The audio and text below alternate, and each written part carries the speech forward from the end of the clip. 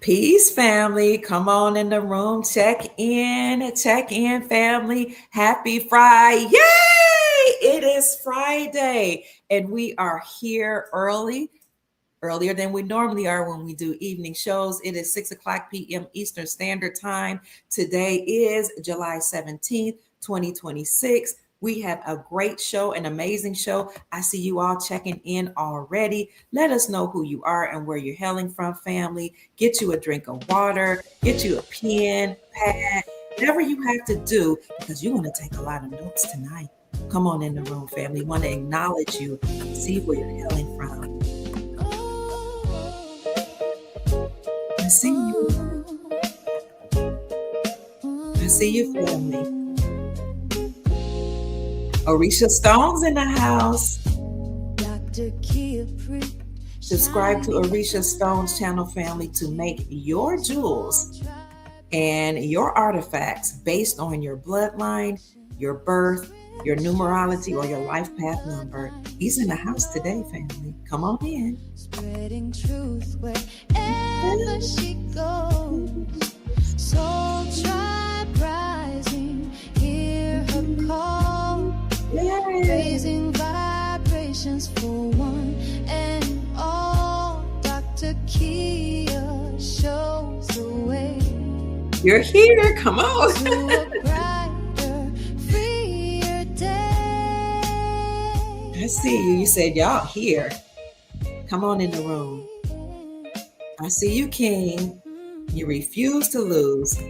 Sister Janine's in the house, our moderator. She says, welcome, a grand evening to the young elder. Right, the people in power, they look like us, but they're not us. Come on in the room. Let me stop talking so you can enjoy this music. Pass to abundance and wealth, guiding others to free themselves. Soul tribe rising, hear her call. Hit that like button, family. This is going to be a very good show. Share this video. Dr. Kia shows the way to a brighter, freer day. From currencies to investments divine, she's helping her tribe to realign with wisdom, ancient and new. Are you singing along, family? See, I got my ink pen. I'm ready. Let's go.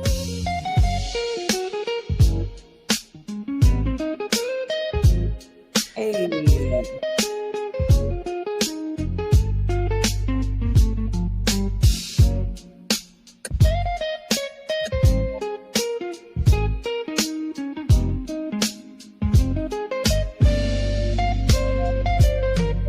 Soul tribe rising, hear her call, raising vibrations for one and all. Dr. Kia shows the way to a brighter, freer day. Soul tribe rising, hear her call, raising vibrations for one and all. Dr. Kia lights the way to a new and brighter day.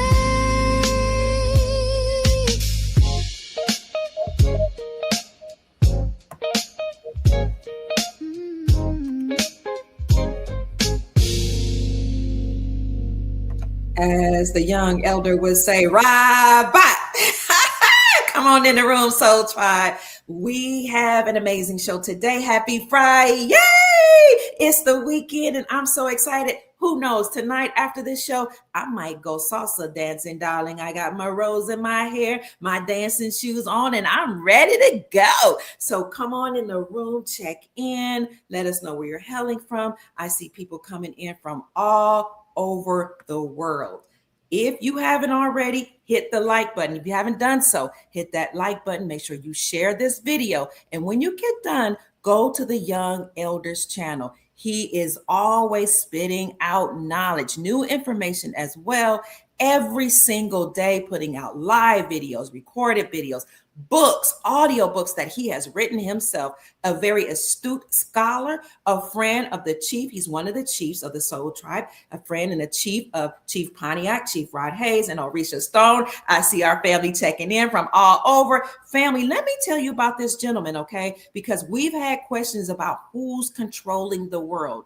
It's hard to break free from a system or from a slave master if you don't even know who he is. All this time, we thought it was white supremacy. We thought it was Europeans, Caucasians, the white man that was controlling things, only to do research and learn there's a bloodline family that's controlling the bloodline families about which we've heard. So we thought we'd bring on an astute scholar today to come and talk to us. His name, he goes by the Young Elder. He is a leader. He blends ancient wisdom with very fresh ideas. He bridges the gaps between old and new traditions. He brings new energy, fresh new energy to the community, to the human family. His core background and origin is that he grew up in a fast-paced, ever-changing world where he learned the value of listening in order to learn. He acts as a guide and a teacher, a mentor for all ages. He has his own constant beliefs. He believes and knows that deep roots help us to grow. He listens, he studies, he researches, he records, and then he disseminates the information for us to be liberated and free. He makes hard ideas simple so that even a child can understand these complex nuances that we hear about. He helps people to solve big problems. The Young Elder is a real world example of a real leader, someone who exemplifies the values of the ancient ones. The Young Elder is like a new branch on a fresh tree. He reaches up to the sky while staying attached to the strong trunk. He reaches up for information while staying rooted and grounded in his ancestral information and knowledge. The Young Elder is a perfect fit for the Dr. Kia Pruitt Show and the Soul Tribe because he has the wisdom, the knowledge, and the information to liberate the humanity and the human family. And you know, my goal is to raise the vibrations of the planet so that we can create our most amazing, magnificent lives. How can we do that unless we're first set free? So allow me, family, to introduce to some and present to others. My brother, whom I met 3 years ago, and we started podcasting together years ago with Chief Pontiac, none other than the Young Elder, who teaches wisdom and ancestral knowledge, our own Young Elder. Welcome, Elder. How are you? Robot, peace to the tribe. Peace, peace. Oh, the family is here. They're saying hello, greetings. I hope you can see the comments. Yes, ma'am. All right, wonderful. Yes. Oh my gosh. You know, I was actually in meditation and prayer the other day, right before I called you. And I said, there's something that the ancestors want us to know that the Soul Tribe doesn't really have a lot of knowledge about. And in my meditation, it came to me, the hidden hand, that there are beings in control that hide behind the scenes that, you know, allow other people to get the flack and the pushback, but they're really controlling things. And so I said, well, what's the hidden hand? I heard of the Black nobility, and I heard a voice clearly say, call the Young Elder. And that's when I reached out to you. And you were like, yes, actually, I do know about the Black nobility. I have books and research about it. I'm going to do an audio book. So welcome, Young Elder. Thank you for agreeing to come on the show. Hey, thank you for inviting me on. Yeah. Yes, sir. So, well, I don't even know where do we begin? Well, you can begin with the war in heaven. You know what I'm saying? With the war in heaven. Now, people gonna think that we talking religion, but like I say, they took out the Bible, take 6 books, from other things like the cuneiform tablets, the Sumerian tablets, Mm. the the Gilgamesh epics, where they talk about the flood, all that, and the ancient Egyptian Book of the Dead. So Yeah. all those books are books that they use as references to create the Bible, and then water it down and dumb us down, like telling us whales swallow guys and then take them underwater for 3 days. Yeah, it don't make any sense. But if you change that whale out with submarine, it'll make sense that Ooh. these ancient beings who they call the Anunnakis, the Elohim in the Bible, had advanced technology a long time ago, billions of years ago, and they came here, looking for gold. But it Mm. goes back to when he's talking about the black nobility. It goes back to the war in heaven when these humanoid, dark-skinned Dragonian beings, because the over time, starting with the reptilians and Mother Huber's creation of the reptilians and the Dragonians, and then them taking on avatars, which look like Hindus with dark skin and Mm. straight hair, the original Aryans. Um, these beings, they had a base on Titan, and but they couldn't invade the near people who lived on Saturn, because Titan is, they saying, is the moon of Saturn. So they couldn't Mm. invade these people looking reptilian looking. So they had Mm. to look like the people in order to go amongst them. Right. Wow. So that's when Mother Hoover created these Hindus avatars for them to take these avatars so they can come amongst the people, so they won't look all gruesome looking like they look. Mm. Now eventually, make a long story short, Tanush, and to think about this, you gotta get a movie. It's a movie, you all of y'all seen it. It's called Avatar. And on the Yes. movie Avatar, there were Tamahus who went to the planet Pandora, which is really called Naboo, right? It's one of the closest planets to Earth, like 4.2 light years away. They went to Naboo in the movie, or they call it Pandora, like Pandora's box, and they Yes. actually engineered in tubes avatars, beings who look like the native people to the planet. They call the native people to the planet Navi. The Navi is another word, another way of saying natives. Oh. And they took avatars and they then transfer their consciousness from their original look to the avatar that looked like the native people of that planet, and then they began to infiltrate them. Because we're gonna get Wow. into infiltration. That's one of the main goals of these Luciferians, or these jinns, is to infiltrate everybody. And they got different methods of infiltrating. One is actually getting in bed with you, having kids Mm. with you. Mm. That's how one way they do it, right? But they went Unbeknownst to and you, you can be sleeping man, with them and not know. you could be sleeping with a jinn and not know it if you ain't up to speed. You could be sleeping with a Luciferian, who you can marry a Luciferian. Luciferians are driving your kids' school bus. They in the Mm. back making your hamburger at the restaurant. They everywhere and blended in. They infiltrated just about every society on the planet, especially Mm. the ones that call themselves so-called secret. But if you watch the movie Avatar, even part one and part two, they go amongst the people looking like them, but they ain't them. They really was Tamahus in a machine transferring their conscience to the one person to the next, and they wanted the mineral rights to their land, Mm. right? So they had a home tree, and so they sent beings in to learn their ways and to Mm. infiltrate them, and eventually get them off their home tree.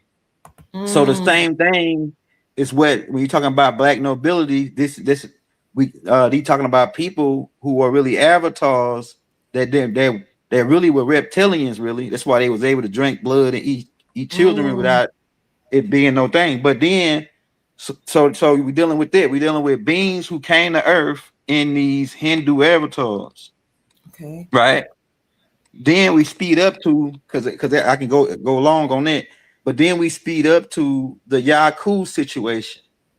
Yaku, Mm-hmm. Yaku was essentially I can't say he was extraterrestrial because he was born on Earth, but his mothers and his ancestors, which was two different types of races of extraterrestrials. One of them you refer to as the Coneheads. They also referred to as the Terus, and then another group, which was his father's side, which was the Danakil. They got double side head craniums, and they found the skulls of these people. They found the skulls of the Coneheads, and both groups actually mixed in with the people on Earth, especially the Kushites. That's why some of the people got cone over in certain areas got cone shaped heads. Mhm, Some of them got mhm, receding hairlines. This comes from the knuckles beings mixing in with the mhm. humans, but they didn't come to the surface. They went and set up like advanced cities in the center of the earth, and they actually still live down there. You can go study Admiral Byrd and other guys like that. They talk about Mhm. Shambhala and Attica, the center of the earth. And my master teacher, Dr. Malachi Z. York, really laid all this down in a book that he put out called The Holy Tablets, right? Okay. But what happens is we got to talk about Yaku because Yaku is really where the mechanism begin to turn after all of the stuff that I just told you. Yaku, he gets influenced by another group of beings called Ashtar Command, who had the ability to time travel, and so they Mhm. wanted to advance their, and they are a pale white extraterrestrials who claim to be from Plates, but they actually from Cyrus B, which burned out, and that's why they say ash star, because the star burnt out. After a fire burns out, you see ashes, and they really on the only the airborne regiment to this group because the real group, the ground unit, is lizard, reptilian, Greco looking beings that bipedal that walk upright. But going to Yaku, if most people know the story of Yaku, the big head scientist who Yes. had the idea to create this superior race by drafting them out of uh, the Hindus and Mm. and yeah, drafted him out the Hindu. So it took him, and he actually people we was under the impression that it took place in Africa in the island of Pat, and then they went to the island of Patmos, but it actually happened in South America. The experiment where they was drafting these Caucasians, they wasn't even called Caucasians, so they went to Caucasus Mountain, but that's another. We'll get into that. But they was drafting these lighter skinned beings out of because Zaku found out that it was an extra gene, a brown germ, according to what the Honorable Elijah Muhammad said, inside of these Asiatic black mans. Really, and they really was the Hindus, the dark skinned jet black Hindus with straight hair, six ether hair. And so, over a period of 600 years of selected marriage and Mm. interbreeding, they he came out with this Caucasian race, and one of the names for them is called the Fugaloids. That's what Doc called them in the Holy Tablets, the Fugaloids. Mm. So this Fugaloid would be become a scapegoat or middleman for their overlords, because when Yaku didn't get to finish his experiment, he passed away before the experiment was complete, but he left these dark skinned jet black Hindus in charge of the experiment, and Mm. they would marry the what you call so-called white folks, but that's another misnomer because the white and black thing is just dealing with the Carlos Linnaeus game and dealing with status. But these pale people over generations, they would begin to marry back into each other.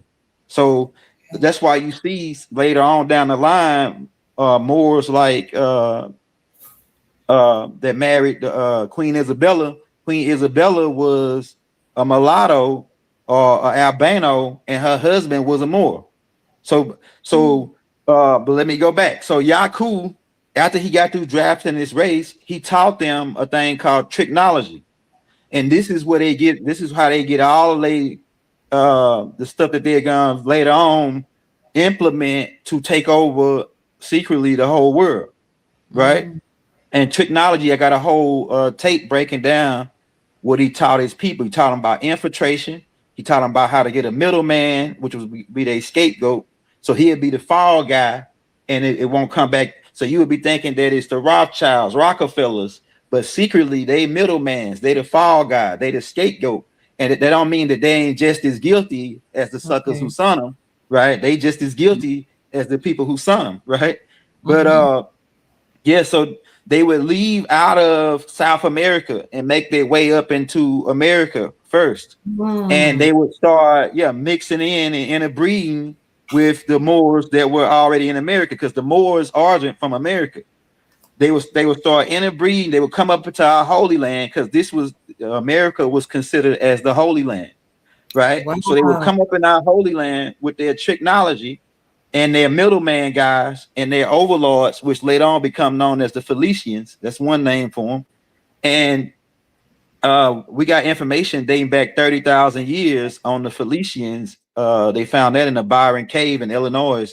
They found ship artifacts and paintings on the wall, and which they Smithsonian Institute is covering up about the Felicians being in America first and being in 30,000 years ago or longer, right? So um, and that's another thing too, because we the timelines are messed up, because Yaku story only go they tell us only got back 6,000 years. Mm-hmm. But eventually they will work their way up into our land, and they brought certain customs with them. They worship these Aldebarans and these reptilians, these Dragon reptilians, and they would sacrifice people to children to these gods in order to get, because it goes back to Baal too. Baal is Adad. Adad is Enlil's son. Enlil is the son of Anu. They come with the Anunnakis, right? So they would sacrifice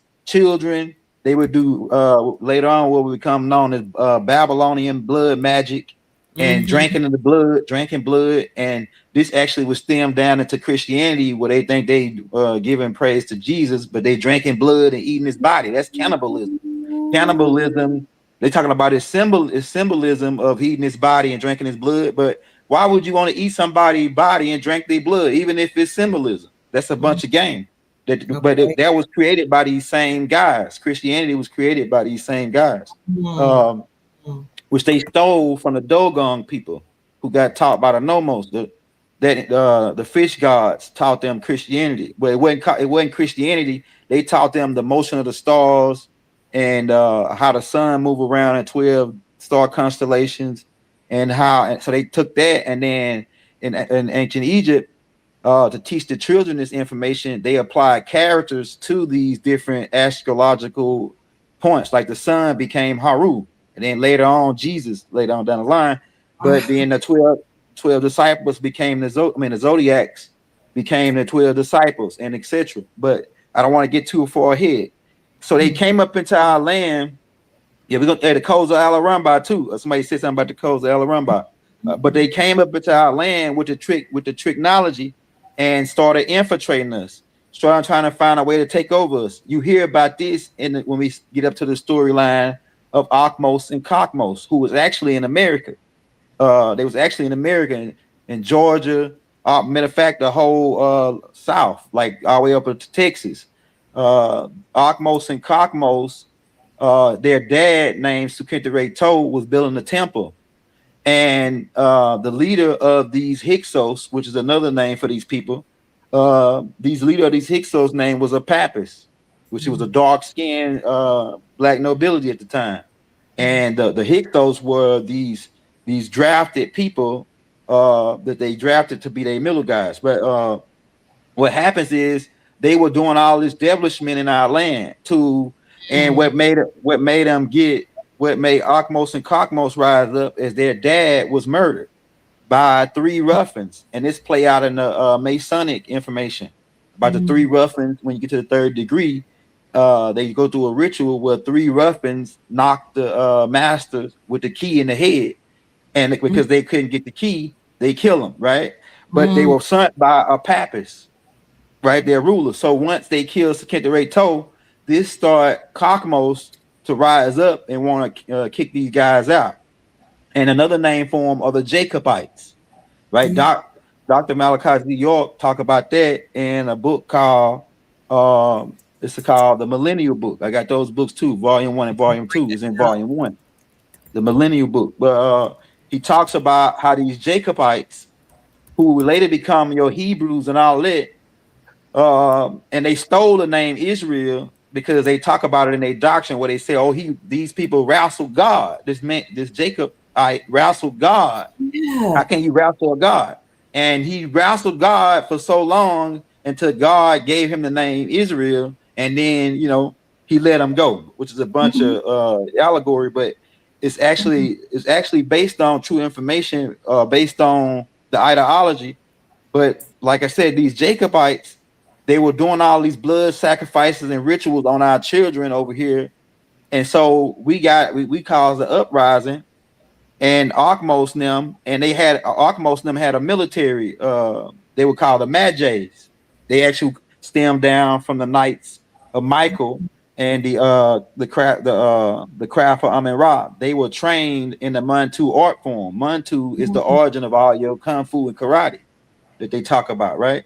So these Magi's were like the modern day ninjas back then, during that time in the 15 BCs, when Akmos and Kakmos began to uprise against these Hyksos.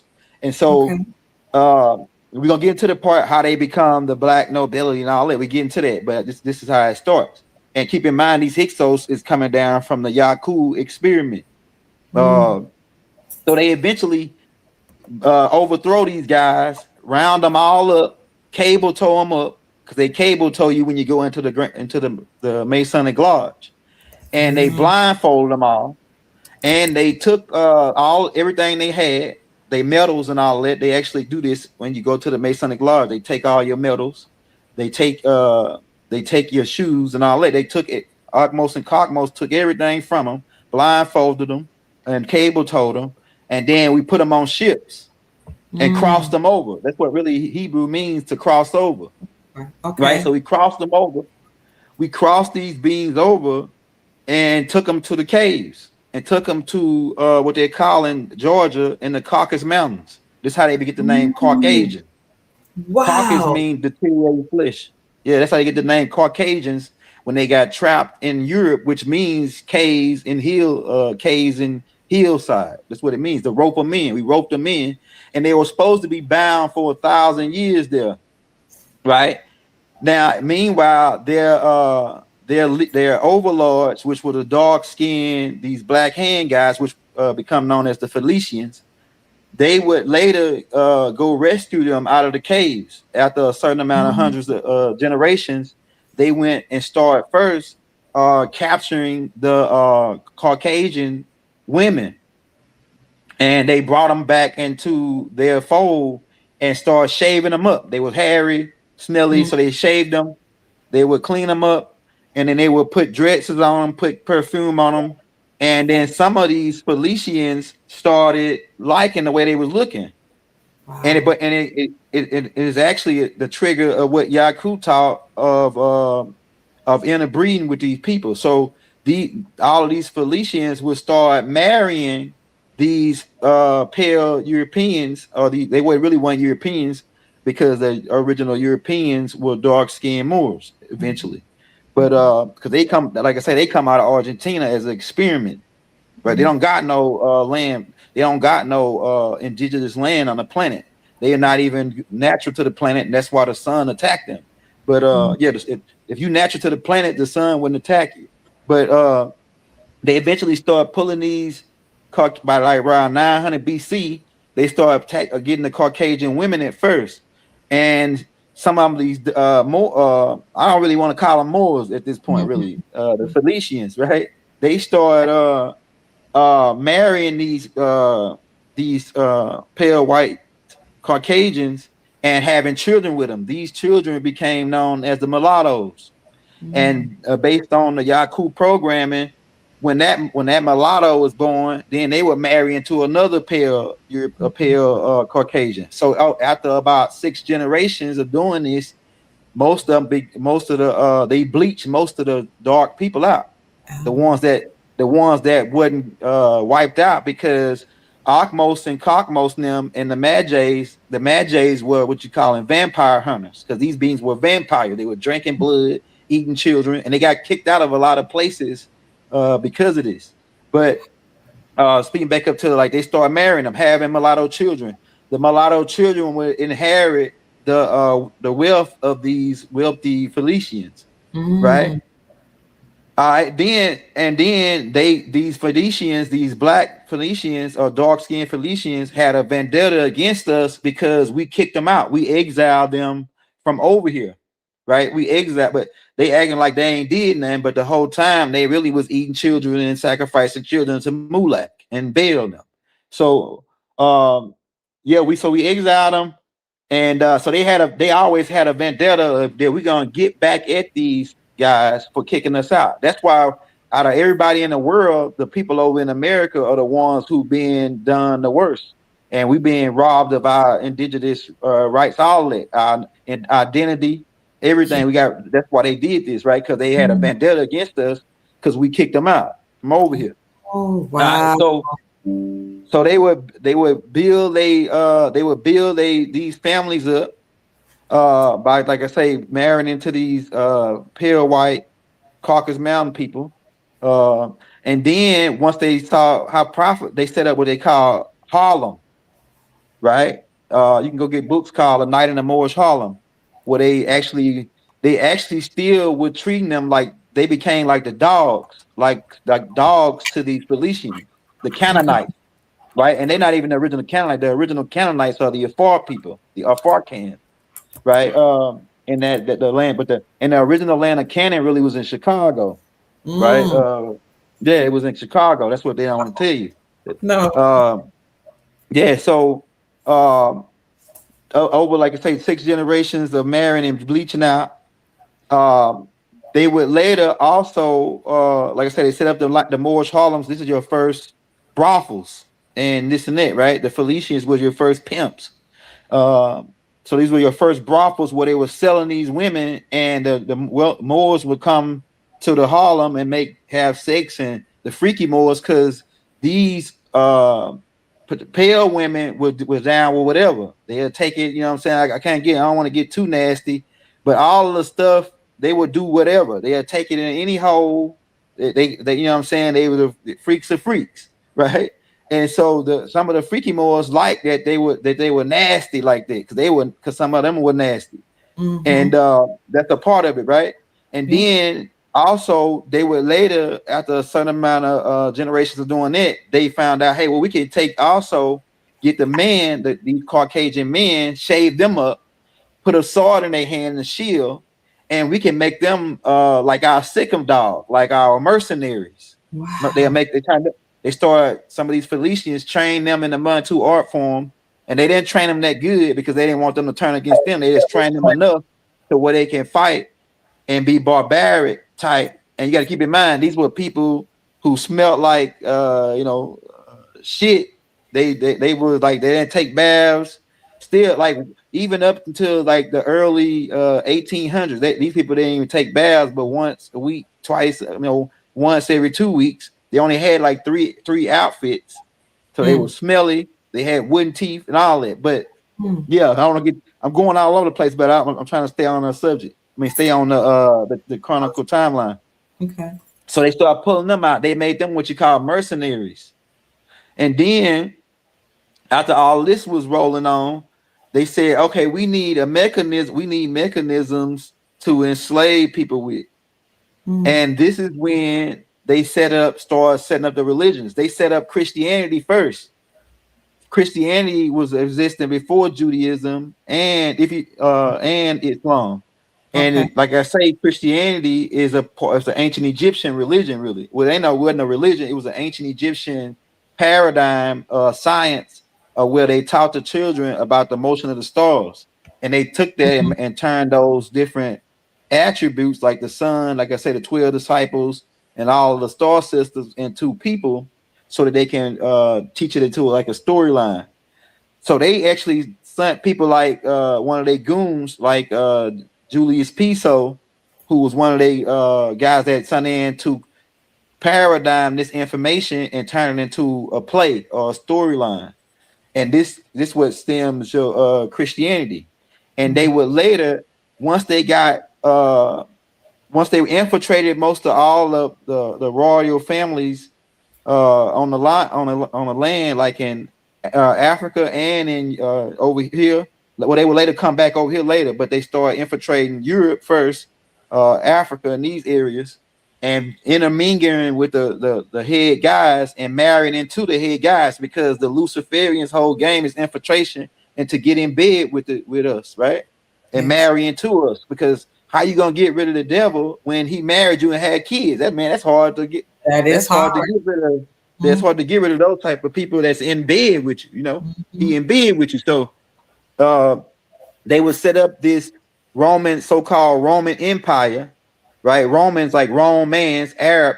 Arab means those who roamed, right? Like Oh, Arabia in Arabic means like an automobile, car, right? wow. So these are people who roamed the land, roamed around because they didn't have no home. They technically didn't Mm, have no home because they're not from Earth. They are avatars, just like the movie Avatar. Them people wasn't from Earth. I mean, they wasn't from the planet Naboo, they call it Pandora. They wasn't from there. They came from Earth and then took avatars that looked like them and infiltrated them to steal their mineral rights, they Earth-born rights. I mean, or they planet-born rights, mm, right? So they leading up to them creating and really stamping it right around 2325 AD with the Nicene Council, where they formed this make-believe religion to conquer the world, mm.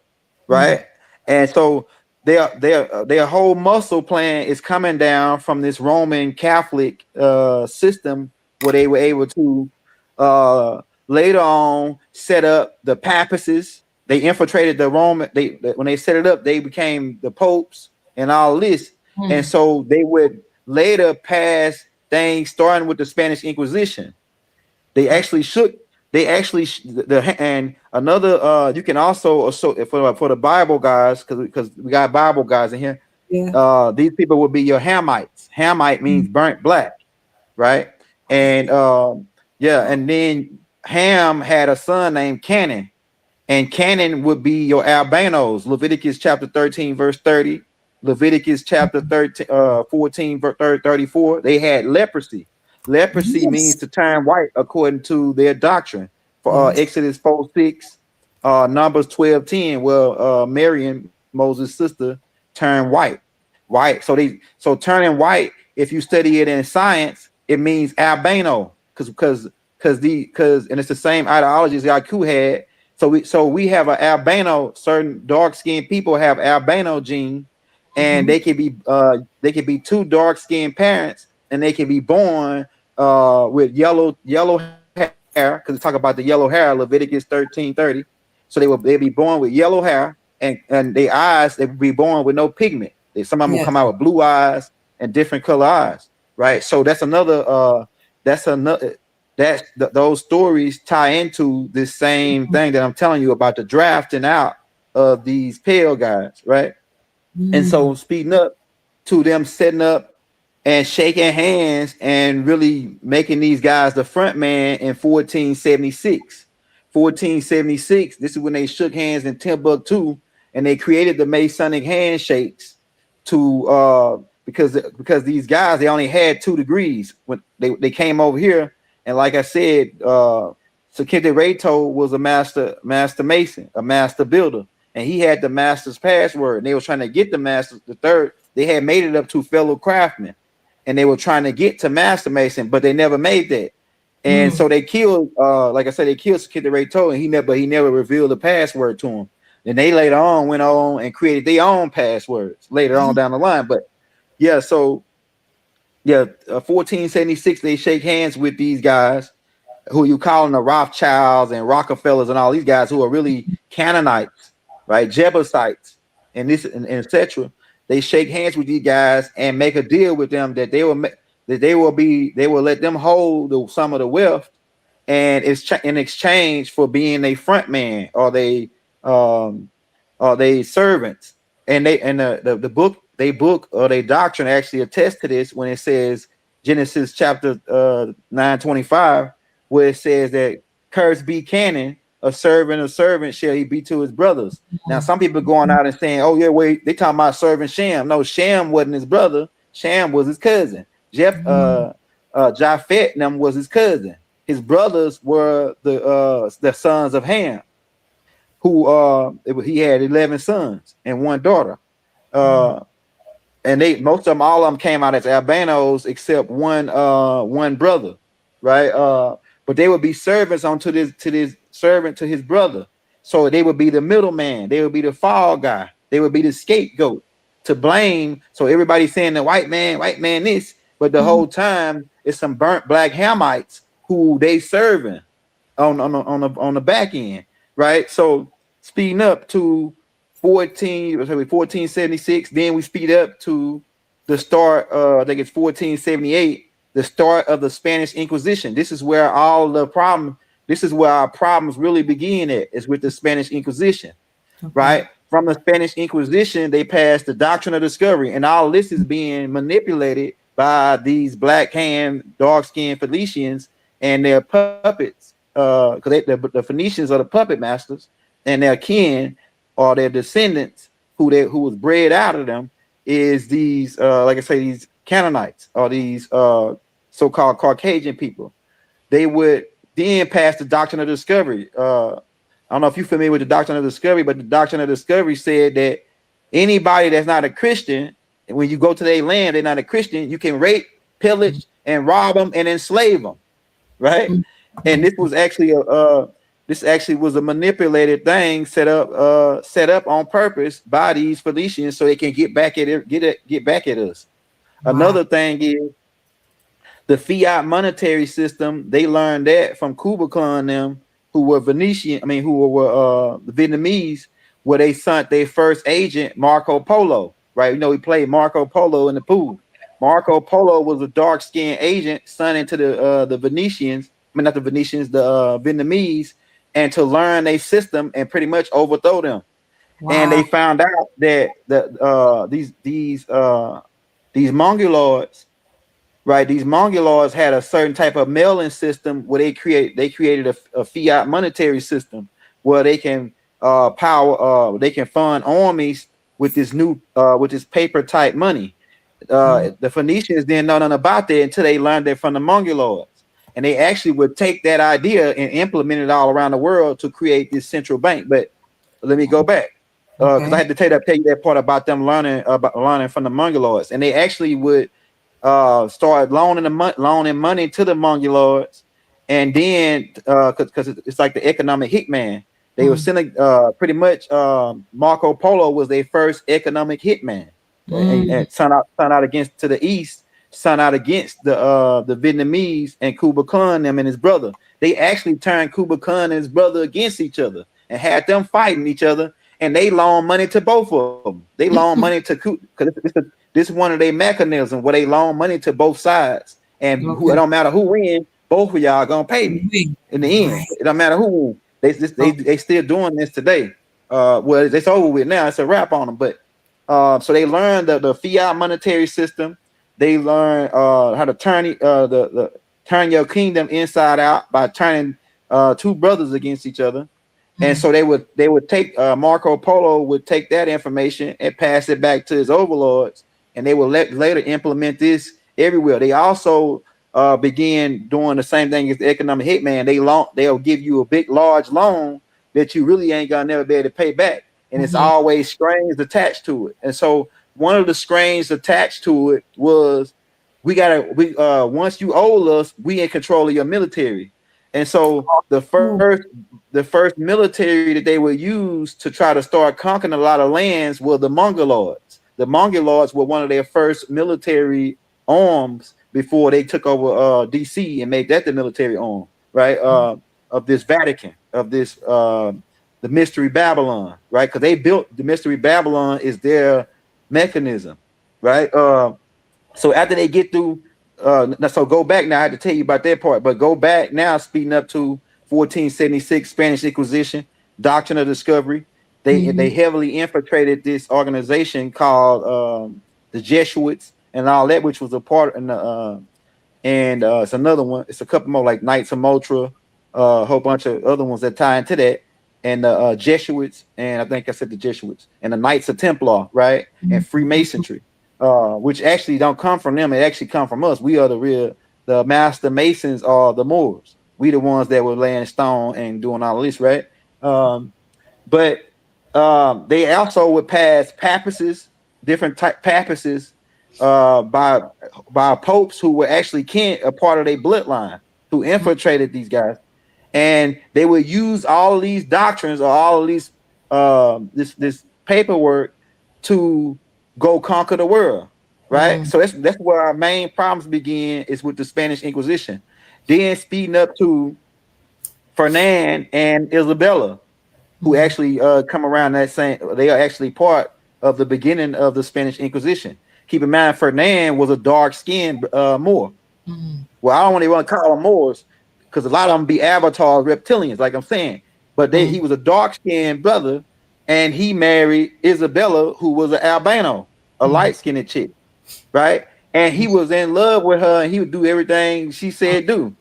And so Isabella is another pivot point for these dark-skinned black hand guys, where Isabella and Fernand set up your first COINTELPRO operations based on all the coming down from the technology that Yaku taught them, how to infiltrate, how to use blackmail. They used to take over Granada, which was they said it was the Granada really wasn't the last stronghold of the Moors, right?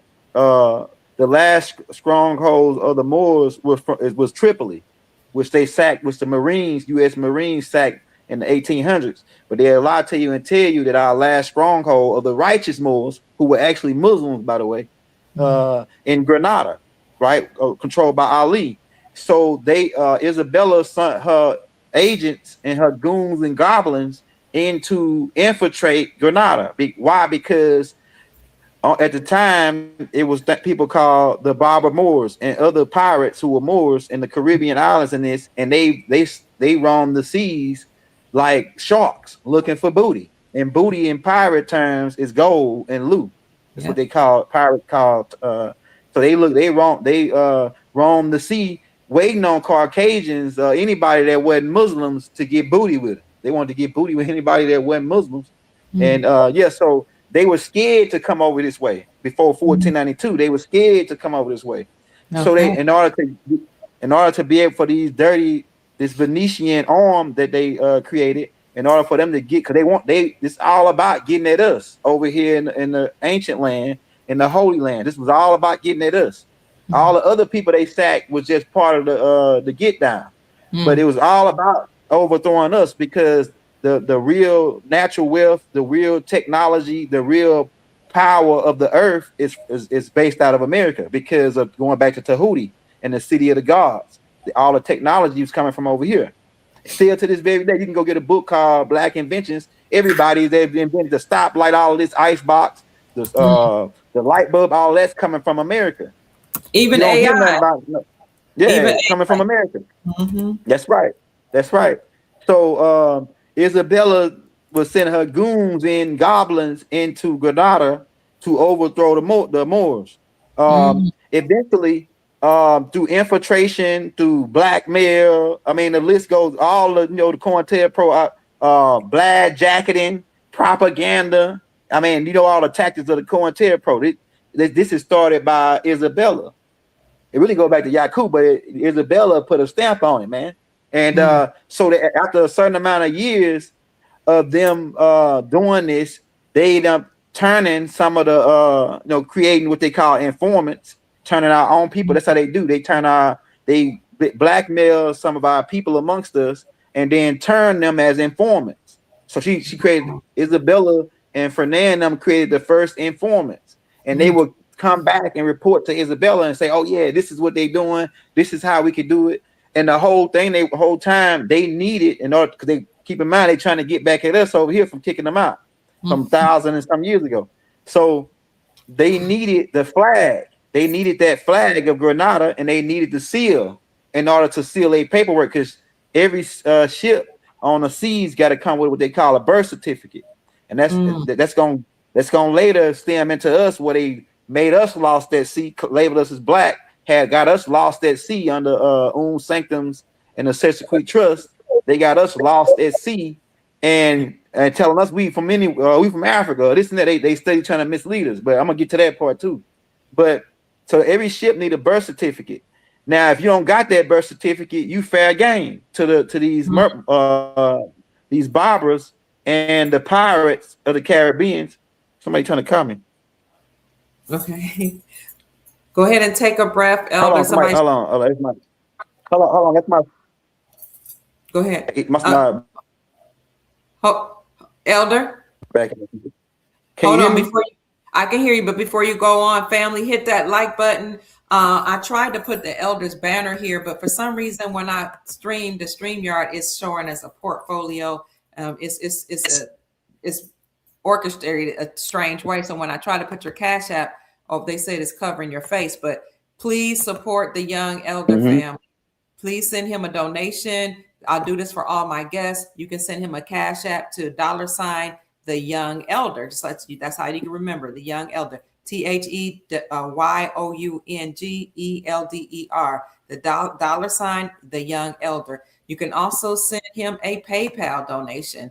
PayPal is paypal.me/theyoungelder23. So at the bottom of the screen, and some places, some platforms, you might see it at the top of the screen. I'm streaming the Young Elders Cash App. So go ahead, Elder. I apologize for interrupting. Yeah. So, and keep in mind they had already started creating these what they call pale skin mercenaries from the ones they pull out the cave. These will later become known as your pale Vikings, even though Hannibal and them the north out of Carthagena, they were the first Vikings really. But these people would take on that attribute of being your Vikings, right? Later. But stemming up like they couldn't come over here to the west to get to us because the righteous Moors who were Muslims and pirates, they were like Rome protecting this. They were like the Navy and the Coast Guards protecting what they call in Turtle Island, Mexam, right? The great land. They were protecting it, so they couldn't get over here. So they needed a way to be able to sneak past these Berber Moors without them noticing, and that's eventually how Christopher Columbus get over it. But they caught the Muslims in Granada with their pants down because what they did is they were Christians and the Muslims pray 5 times a day. So they studied this. The Muslims pray 5, so they knew that if we infiltrate them while they praying, it'll be the perfect time. So that's how they end up. They infiltrated them and conquered them and attacked them while they were praying in Granada. And so that's how. Then when they had them with their pants down, they had them hey, you got to get down or lay down. They get up the keys. Ali had to hand the keys over to Isabella. Now, what them keys came with is paperwork. It came with shipwrights. It came with a seal that they can stamp because it's like this. If you like by yourself and you don't got nobody bagging you, you know what I'm saying? They like, oh, that ain't gonna be no get back if we take these people's shit. But if you with the Mexican cartel or somebody that's known to be dangerous, people really gonna think twice before they try to rob you or jack you. So it was kind of like that thing. If you were with the Muslim Moors or some king that's bagging you, they feel like we robbed them, it's gonna be repercussions. But so they needed that seal from Granada and the paperwork in order to be able to legitimize their ship. And they used their false flagging is flying somebody's flag that's not yours. A lot of pirates on the sea still do this in order not to get robbed or something like that, because there's still pirates out there, by the way, that's robbing people.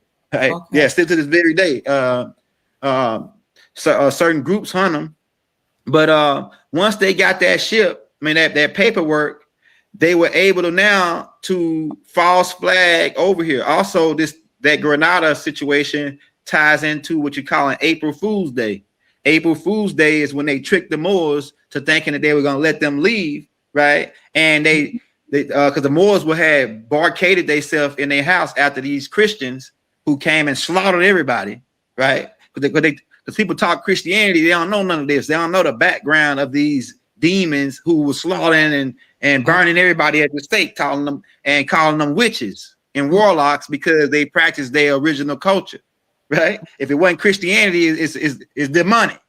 If they can't monetize it, it's demonic. So you got to stop doing it, right? It's that type of thing. But what happens is It's once they got that paperwork and got them seals, now they and that flag, now they can fly the Granada flag, and the Granada the Moors the Barbers who's on the seas, guarding the seas. Now the Granada was their kin, and they were Muslims, so they don't rob Muslims, so they can easily go right by them. And they when the pirates see the Granada flag up there, they gonna let them make it because that's our people. That's what they thinking. And they also, like I say, April Fool's Day is where the Moors barricaded themselves in the house. And then when they act like the Christians act like they were gonna let them leave. And then when they came out the house to get on the ship, they burned down their house and they burned the ships that they was on. But they kept the navigators. They kept the Moorish navigators, right? And they held their family as prisoners. So they said if Christopher Columbus don't make it back, your family gonna die. So if you was a Moor back then and your family is being held, you kind of in a tight situation to help these demons out to get back over to America. Because these Moors, the Moors that helped Columbus get over here, some of them was already shipmen that was already coming back and forth to America already before they even met Christopher Columbus. They was already coming over, the brothers that helped him navigate over here. But they came on ships that they stole from Granada, the ones that didn't burn down. But they was all orchestrated and perpetuated by Queen Isabella and her goons and goblins and her dark-skinned counterpart Ferdinand, right? But so this is your first time we seen it. We didn't even see Caucasians over here for a long time after we kicked them out. We didn't see none over here until even Christopher Columbus was a mulatto, a Sephardic Jew secretly. He was a mulatto. He had Moorish bloodline secretly. Christopher Columbus. And he got out a couple more other code names. Christopher Columbus, not even his real name, technically. But like I say, with that flag, they able to sneak with false flagging. They sneaked by the Moors, and Christopher Columbus was sent as a spy, but he was really backdooring Isabella and them. He was a double agent. He really was working for the Venetians, the Felicians, the Black Hand, the Black Nobility. He really was an agent, double agent. So he ended up backdooring Queen Isabella and them for these Venetians eventually. But his job was to come over here and do exactly what Marco Polo did. Find out our monetary system. Find out our mailing system. Because that's how they took over the Mongoloids. Meanwhile, they still got the Mongoloids as their under their arm. They put the Mongoloids in debt and their kings in debt so that they could take over their military. And they used that military to take over pretty much all of Europe, take over parts of Africa, right? These Mongoloids. That's why you see when you see in Mongoloid invasions, they are sent by the Black Hand nobility due to them putting them in debt with the Marco Polo incident. All right. Is that who the Native Americans are? Are they working also for the Hidden Hand? The so-called Native Americans? They're Mongoloid. You talking about the some of them Mongoloid. Now some of them come out of working for the Black Hand, but some of them came over here on their own, like doing Hoshin. Hoshin was allowed to come in and mix in with us. But this is way before the Huns and all them come and the Huguenots. This is way before that. You're talking about in 450 is when Hushin them built ships, sail over to California. That's why you got Chinatown in California. That's why a lot of people like Brandy got Asian in her. And Ray J and them, they grandma on them Asian. Yeah. You can look at them. They got don't Brandy look like a black Asian? Yeah. So when they come over, the Armax were here. The Armax is us. They had to lie and tell you everybody else with the features they got. These were dark. These were us. The Armax that was already over here, right? And so they come over here and they are allowed to mix in with us, right? They are allowed to mix in with us, and this creates your Mexican. Your Mexicans are mixed with Chinese, yeah. And and these ones that came over here, they actually were dark skinned beings. The Hushin, they were dark skinned agents, yeah. And that's why if you go back and pull up some of the old pictures of the Lakotas and the Hopi and all these people, they blacker than my shirt. I mean, blacker than the black right here on my hat. Some of them, they blacker than we are now. Cause we really the red man, right? When you stem it down, if you go with the Carlos and the Nez thing, but yeah, they was able to they allowed in the 450s, we let them mix in with us. Now they also some people say they brought the dragon worship with them because Chinese worship the dragon. They got the dragon flag. They do all that. They old ancient flag they changed it up now, but it used to be a dragon on their flag, and they still have dragon parades and all this. So they worship, and it's all through India and all through Asia. There's the Naga influence, the Naga culture, right? We got it over here too, down in South America, where you see the dragons and all that on the front of the pyramids. And some people say, oh, they brought that over here. But I can beg to differ on that. Doc did say that, but I can beg to differ now that we found out that these Hindus are the ones that had it, right? The Hindus are the ones that had the Naga culture. They're the one that brought it from their planet Nirvana, from the Procon star system, which is 11 point some light years away, right? But yeah, like I was saying, Christopher Columbus. So like on the West Coast, we got people with Asian features and Asian in their bloodline. And so some of them are our children. Now the ones you see that's mixed with Asian, and then there's another group that came down on the Bering Strait. They are what you call Eskimos. They mixed in. We didn't allow them to mix in with us too much, but they are what you call Eskimos. They live up in Alaska and these areas, and some of them in Canada, right? So you got 3 or 4 different waves of Asians coming in, but the first wave of Asians actually we let them mix in with us, and they were actually dark skinned. Okay. Some of them who were the bad guys, we actually we knew about the ocean drift from the Pacific. You can ride a current without even us having a sail. The Moors knew about the ocean currents that you can catch. You can catch the wave, and you don't even need a sail. It'll take you all the way back to China, right? So we knew about that. So what we did is put these people who mixed in with us and the Mayans. Right, they mixed in with us, and we put them back on ships and made them go back to China. They actually landed in Japan. So Japanese really they come out of America after the mix with Hoshin.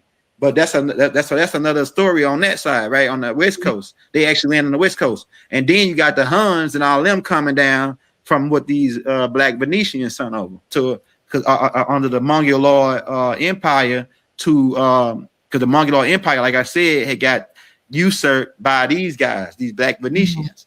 And a lot of these Venetians, if you put up the families, all of them look white now because they bleached all of them out. And then the ones that wasn't being hunted down by the vampire hunters called the Magi's, they went underground and set up underground cities. It's underground cities all around the world. It's over 300 underground, major, big, huge cities. Some of them are bigger than the cities above ground, underground, right? So a lot of the dark-skinned ones were forced underground, while they kept their counterparts, who you see now as the Black nobility, as their they really kin to them. They drafted out of them, right? So going back to Columbus.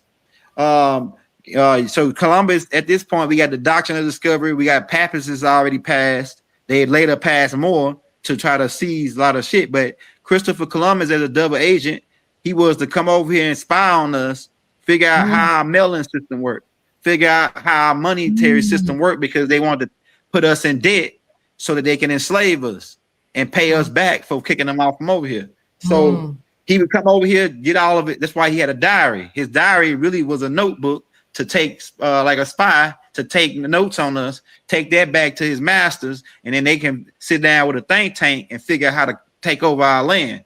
And so, boom, Christopher Columbus go back. He go back and tell them, because when he came over here, he saw different tribes. Man, they were rocking gold, like the real gold, like 24 karat, show enough gold, National Geographic gold. Now, think about this.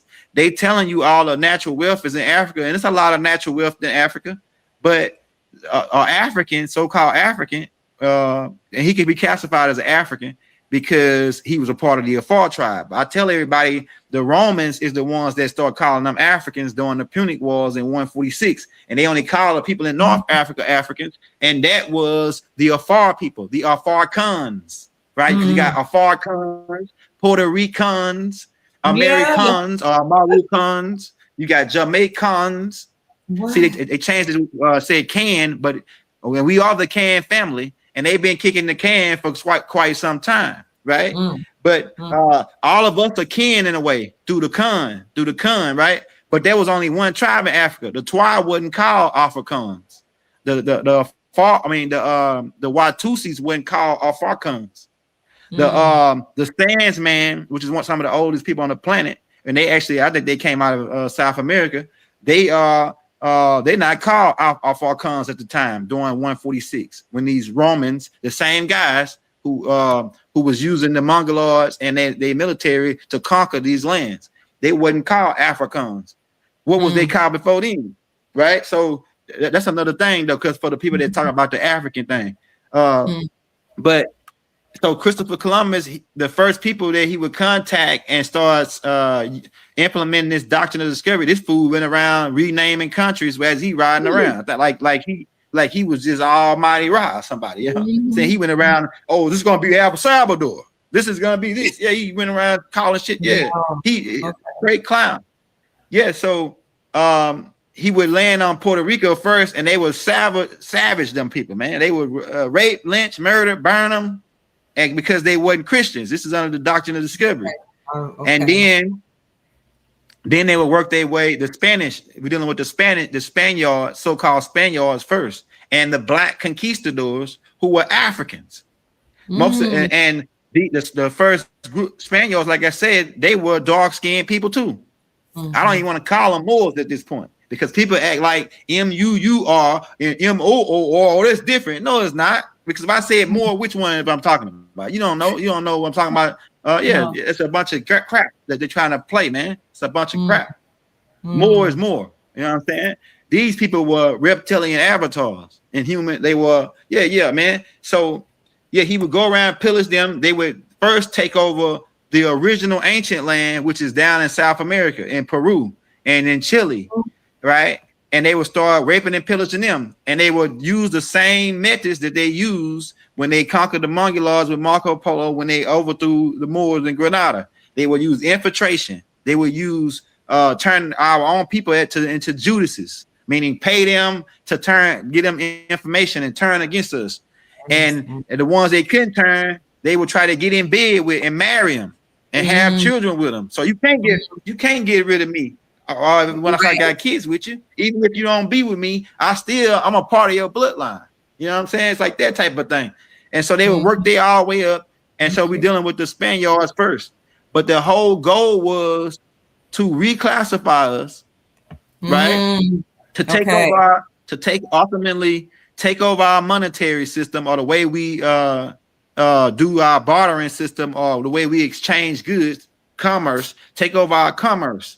And revamp it, and it took them a long time to do this. They'd actually get it out the ground until about around solid until 1933 when they set up the Federal Reserve, which is owned by these guys, these private bank guys who had set up and before that though, before coming over here, before they got Christopher Columbus over here, they went into set up in London. They ended up getting kicked out over there, and they had to go underground. Then they actually leave what they call in Ethiopia today. They left out of there. They got kicked out from over there. Then they went into Transylvania. That's why they tell you that Dracula bloodline goes to Transylvania, right? And they saying that the prince, what his name is, he become the king now, but he's now living. He's a direct descendant of Count Dracula. They saying, which actually was a brother as well. He was a dark-skinned vampire, right?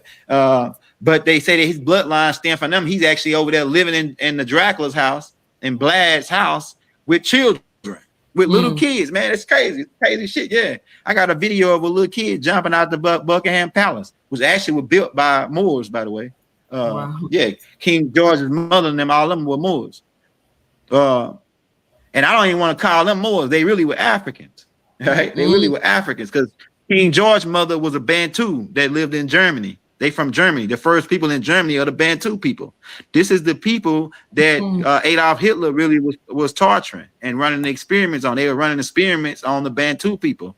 They had bombed these people. And right now to this day, some of their ancestors escaped and went down to South Africa. And Germany is offered to pay them trillions of dollars in reparations for what they did to their people. And it's a book out called The German Holocaust that talk about this, right? Okay. But they said we don't want no money. We don't want none of your money. Ain't nothing you can pay us to do. The people down there said we don't want your money. Ain't nothing you can do to repay us for what you did to our people, man. You cracked us out. They introduced crack back in the 20s. Hitler got crack, the formula for crack from Ashdod Command, and he got other drugs too, other formulas for drugs too, like acid and the serpentine fire. They call it methamphetamines. He got a lot of these formulas from extraterrestrial and technology as well. He got technology like the Bell and all them technologies they're working on. That came from the same guys who influenced Yaku, Ashdod Command, who was some pale white. They call themselves the Great White Brotherhood. And so Hitler had cracked out Poland, which was full of Bantu people. He introduced crack to them. Go look up Operation Werewolf, because Werewolf was the one cooking the crack. And like I told people, when Hitler went into, first they started cracking first, and keep in mind, the Black Hand is the ones they the real drug dealers. They the ones that control most of the major drug trades around the world. If you go watch if you go watch The Godfather of Harlem with I forget that dude's name, that playing the part of Bumpy Johnson, but Bumpy Johnson said the plug was the Corsicans, and the dude, it was a dude that was coming over here with a pale white front man, a Frenchman, right? And the whole time, the black dude was the real plug, and the French dude was the front guy. And man, let me tell you how they were playing it. If you go watch that series, the black dude sitting back acting like he don't know English or nothing. He acting like he just dumb, but he letting this pale European, French European, doing all the transactions. And then come to find out, Bumpy Johnson found out that he was the feds, or he was the DA, right? So Bumpy Johnson killed him. When Bumpy Johnson killed him, this black dude now come out and say, I'm the real plug, actually. And then he speak English. He speak English, but he acting the whole time like he don't even speak English. Until that's how they do. They'll come over here and play stupid and dumb, but they the whole time, and they get amongst us and play dumb amongst us, but the whole time they the ones that hiding under the white robe with the hood on. To this day, day, Elder. Yeah. And so there's just another point, and you can go check that out. Okay. Somebody said Vampire in Brooklyn. Vampire in Brooklyn actually break down the art, how they got kicked out of Ethiopia. They went to Transylvania. They went up into Europe. They got kicked off out of Europe by the righteous Moors because they were eating babies and still doing the same blood magic and rituals. They got a statue over there, a statue of them eating the baby. You can pull up a statue of eating the baby in Europe. They show you a statue. Raw Hayes had showed me their receipt. Right. So these guys got kicked out of Europe. They would eventually go and settle in the desert, in the Sahara Desert, and what they call Al Madrid and what they call Al Morocco today. And they would go underground and set up underground cities over there, which is I'm telling you, man, these people got gold toilets in their house. They got gold faucets. They got whole Kentucky Derbies inside of their house. The Kentucky Derby, it's like a horse racetrack inside of their house. That's how much money these people got, right? And so, like I say, stemming up to what was he? Christopher Columbus, him coming over here, and then them eventually working their way to find out how our monetary system works. And it would take them some time it would take them some time to figure out how our system worked. Once they got control of our system, we talking they started working their way and changing shit about around, like I say, 1913. This is when they set up the Federal Reserve Act, Woodrow Wilson.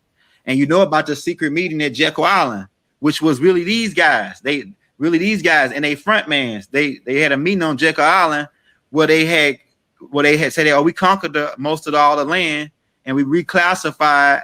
And it took them hundreds of years to reclassify all of us, the indigenous people, into mulattoes, Mm-hmm. color. They were calling us Indian at first. They started calling the Moors Indians, right? Because you got to keep in mind, Amir is another way of Amir, like America is another way of saying Moor. Amir is a French word that means seafaring people, or people that man the dock on the boat. So Amir is another way, like Amaru. All these are other ways, because Amaru is a Spanish way of saying Moor, right? I already did a breakdown on that called the E and all on the word Moor, right? So like a lot of the like the word more is actually the MOOR actually is a new term, because they was the first people that come over here, the Spaniards, they were calling us Amaru, the Amaru people, right? The plumed serpent people, right? And then that would later translate after so many dialects into more, right? But like I said, 1913, boom. They did that secret meeting at Jekyll Island. Boom. They said that we reclassified and conquered everybody just about on this land. So at that point, they had to wait. I think it was 10 or some amount of years to where they can completely label our land as abandoned, because once they reclassified us out of indigenous, they can now say the land we ain't the original people, and then label us as African slaves, and then label our land as abandoned. Yeah, so yeah, they landed through the Shipwreck Act. They reclassified our land as abandoned, and then the play was in 1928 they were going to put the stamp on it, but Noble Jew Ali messed their plans up. That's why That's why they killed Noble Jew Ali in 1929, set him up and had him killed, because Noble Jew Ali put a hawk to their plans. Now, I want to say this because it's people out here that don't know what they're talking about, and they don't know that we had the land since 1929. And so in order to create this new, for these black hand nobilities to create this new type of system, which they'll say they learned from the Mongoloids, right? They now came out with the bright idea, because they had once you got the land, you got the people that's indigenous to that land, right? So, but in 1929 or 1928, when Noble Jew Ali claimed the land back and put it into the Express Trust, they lost the land, and then right after that, they stock market crashed. Right? It wasn't that they crashed it on purpose. They crashed it because they had no more collateral. The land was their collateral from 1913 until 1928. The land was their collateral, right? So when they lost the land, that's when they kicked in the other mechanism and say, we don't really need the land. If we get the people, we got the land. So what they did is create birth certificates and social security cards, right? And then put us into an imaginary system. They put us into an imaginary system. And also right around that same time, they passed in the House Joint Resolution 192, which is changing our money over. This is all done by this black hand. This is all they call, all they plays that they running. They would change for our money over into a monopoly money system, a fiat money system, where it's not backed by current gold. Then they will also pass Executive Order 6102, where they made it illegal and they can arrest you for hoarding gold. And the only people that had shitloads of gold over here was our tribes, our tribal banks, and the matriarchs on the land, and the chiefs had all the gold. So if you call herding gold, they can invade you, even if you and it's not. And these Slavics or these $5 Indians, they ain't have shit. They came over here with rags and tags. You know what I'm saying? And they put on our garments and play like they us through them being trained at the Indian boarding schools, right? So what happens is, like I said, they created the birth certificate and social security card. They turned us into the Og straw man, if we only had a brain, right? Because the straw man, if you go watch Wizard of Oz, is really a breakdown on their ideology and their system that they set up. With the 10 man, which is the tax ID number, right? And he looking for with the 10 man looking for a heart, right? Because they trying to say we don't got heart to stand up and claim our nationality or claim our land, right? So if he only had and I was a lion, the lion was looking for a heart, dealing with courage, right? They saying the lion was a coward. They say you in court, they say you a coward if you don't stand up for the Constitution. You a coward. and you deserve whatever happen to you in the courts. So that's dealing with the lion and the courage. The 10 man is the tax ID number, which is the social security number. And then you got the birth certificate.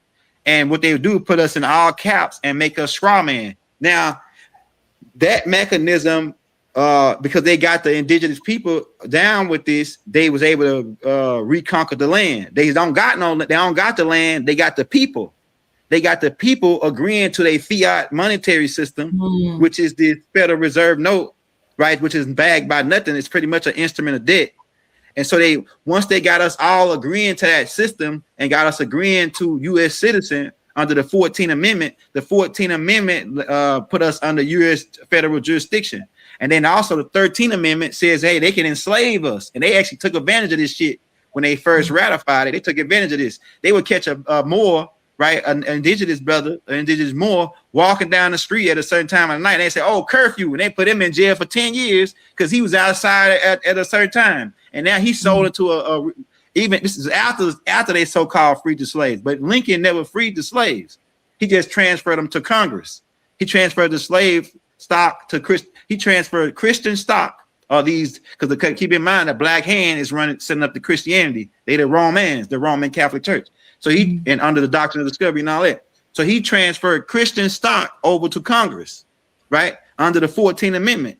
And under the 13th Amendment, they say now we can't enslave you, but it didn't end slavery. He said that slavery never ended because what you think prison is? They working brothers for 50 cents a month. They working brothers for 5 cents a day.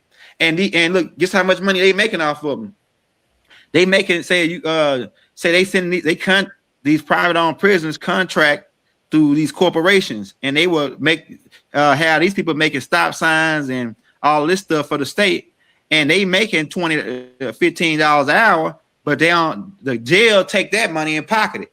So just imagine you making $1,000 a week, the jail pocket all that, and they pay you 50 cents, 10 cents a day, right? And not to count, they getting 30,000 or more, depending on what state for each prisoner.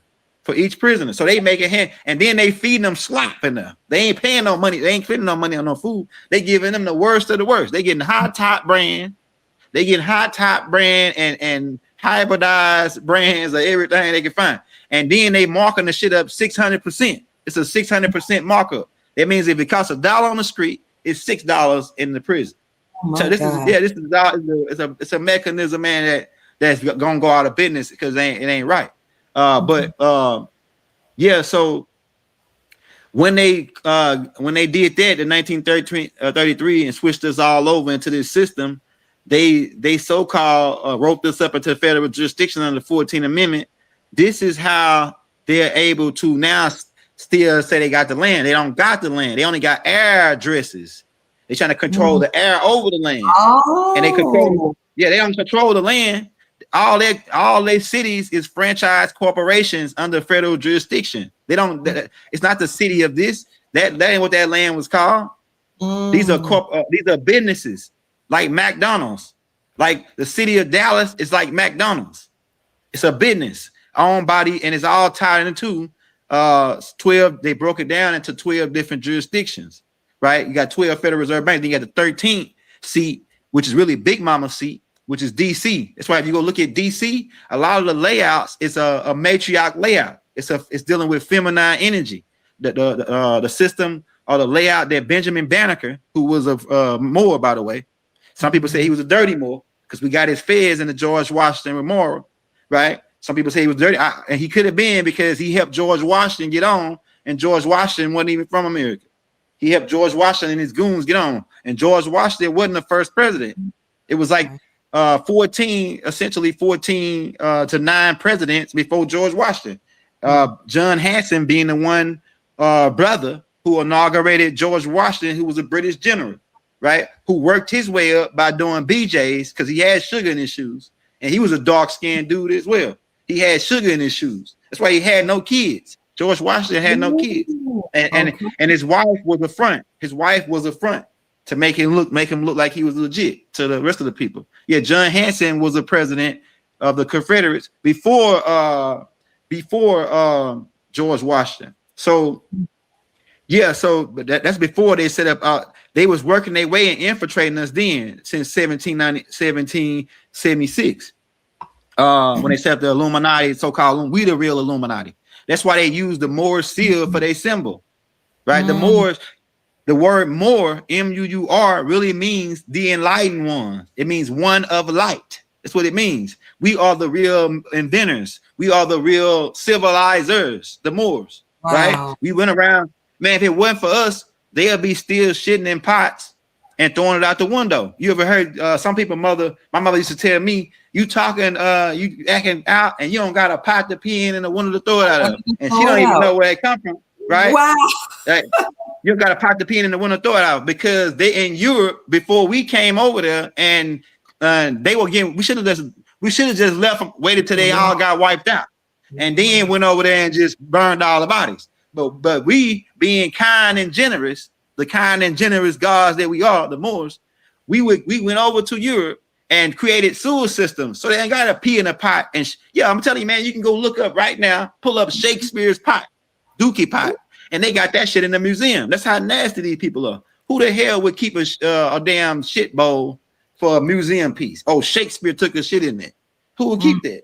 Besides some nasty sucker, man, nasty joker, man. I'm telling you. But yeah, they were peeing in pots and shitting in pots and then just tossing it onto the streets and with feces onto the streets and people walking there up and down. That's why I don't like people coming in our house with shoes on. We tell you, gotta take your shoes off at the door because you walking on spit and all this out there, you know. But in Europe, they really was walking on shit, walking on feces. Right? Yeah. I'm telling you the truth, man. You can go look all this up. They were walking on feces, and this caused disease to spread rapidly. They try to call this the Dark Age, and they try to also associate the Dark Age is when the Moors took over, right? Because they couldn't take care of themselves. They come out of the caves. They were eating raw meat, and they still eat raw meat to this day. By the way, go out. Yeah, you see them. They want their steak. They don't want their steak well done, like the Moors. The Moors like they steak well done. But these jokers want their steak half cooked, medium rare. I heard a joker say, one of them Europeans, I can't really call them Europeans because the Europeans would, I heard one of these Caucasians or these Tamahus say, just put mine 5 seconds on both sides, right? 5 seconds on this side, 5 seconds and blood, ooh, and all out of it, man. Because they the Canaanites. They can eat raw, their system is not like ours. They can digest this raw meat. And they were crawling around on all fours in the caves when their counterparts came to get them out. They were sleeping with the dogs and sheep. The dog became their best friend. And they say, oh, dog is man's best friend. It became their best, all this time to the black hand, by the way. They said the dog was their best friend. Another word, you got K9, Canaan, K9 unit. The police got K9 unit. Right. And if you check that phonetically, it's K9, the dogs. And even in a book, it says a Canaanite woman approached Jesus, and Jesus said it's not meat to give the children's bread to dogs. He called a Canaanite a dog right there in the book, and they overlooked that. Jesus called the Canaanites a dog, and then she said, yeah, she agreed with him. She agreed with him, and she said, yes, that is true. But even the dogs receive crumbs from the master's table. Yeah. So we were throwing them bones. We would throw them every time they would get down. We would throw them a bone, and then they would come back to bite us right in the ass, like the dogs, vicious dogs that they are. Yeah, they're vicious dogs that they are, man. I'm telling you. So, leading up, I'm going all over the place, but leading up to, people that's up to speed, they know exactly. They know I'm telling nothing but facts. But we went over we left America, right? The Amarukans, the Moors, we went over to Europe and built sewer systems over there. We brought electricity to them. We brought personal hygiene because they don't know how to take a bath. Them suckers don't take a bath but once every 2 weeks, like I told you. They wore wooden shoes, wooden teeth. They wore the queen had about 4 outfits. So how much the queen, or they so-called queen and kings, only had 4 or 5 outfits. So how many you think the poor or the peasants had? They had 1 or 2 outfits, if that. So they were, man, look, over there, they had their restrooms. They have a public restroom, and they had a stick with a rag wrapped around it, stuck in the bucket. And so they didn't use toilet paper like we had over here. The Moors had their own. We had toilet paper wipe our behind with. They over there using everybody that go in there and take a shit use the same stick with a rag on it to rub it in their behind and put it back in the water bucket. And ain't that some nasty shit? I'm telling you, man. You talking about nasty, man? Please, you don't get no nastier than it over there in Rome and all that, man. They wiping it, huh? I said you are cooking, family. If you enjoying this, and I see y'all in the chat saying he's on fire, please send him a donation. I need everybody who's enjoying this, send the Young Elder a donation. You can send them a Cash App at $TheYoungElder, TheYoungElder, or you can send him a PayPal. His PayPal, I got it up on the screen. I'll put it in the chat. PayPal.me/TheYoungElder23. Also, his Cash App is going at the bottom or at the top of the screen on the ticker. Send them, everybody send them $20 if you can. Send them whatever you can. I appreciate you, man. The man is really on fire. Go ahead, Elder. Thank you. I appreciate you, everybody that's in the chat, man. Rob out to the family. So we went around, and like I said, you can look up most of all the inventions is done by us over here in America, by the Nubians people, the Moors in America. So we don't see no inventions coming from nowhere else, really. We created most of all the inventions, all the technology. That's what the Tartarian Empire was about. It was over here. That's why they created the World Fairs. So that's another part to it. Prior to them getting this Federal Reserve fiat monetary system set up, they went around. They had to get rid of all our technology that we already had. So you got 1893, the Chicago's World Fair. They went on a tour, burning down our towns. If they couldn't burn it down, they bulldozed it right after and say that, this was all made from plastic. Get the hell out of here. That type of architect, it took, man, please. They just lied because they are liars. Yaku taught them about how to lie, right? They are liars and killers and murderers from the jump, just like their ancestors. We told them that they put that in their own book, in their own doctrine, in John chapter 10, verse 44, where they I think it's 44:32, where they say, "You shall know the truth, the truth shall make you free." And then they said then Yahshua was standing there talking to so-called people that's calling themselves Jewish, who were really Canaanites, and he said, "No, you ain't the real people, because if you was the real people, you would love me. You are of your father, the devil, Yaku. You are of Yaku. Yeah, you a liar, a killer from the jump." That's what they doing, man. And so they went around doing all that. They went around wiping our whole towns with setting up dams and blowing dams, just like they did in Katrina, where they blew the levees and turned off the pumps on all the Moorish communities. On all the Moorish communities. They let all the Moorish communities be wiped out, and then they will come in and regenify and create all these high rises and skyscrapers and pretty much move the original people off the land, the Washita people off the land. That's native to that land down there. So what we didn't calculate is how ruthless these guys will go to any extreme measure to get their mission or what they are aiming to do done, whether it's killing people, eating people, drinking their blood to steal their land. And so so you knew about the World Fairs. We got a whole tape, me and Rod, and we got an AI breaking that down about the great cover up. And all your major cities like Chicago, St. Louis, Sacramento, Buffalo, New York. They blow that one up in 1901. They went up in Buffalo, New York at the World's Fair and blew that up.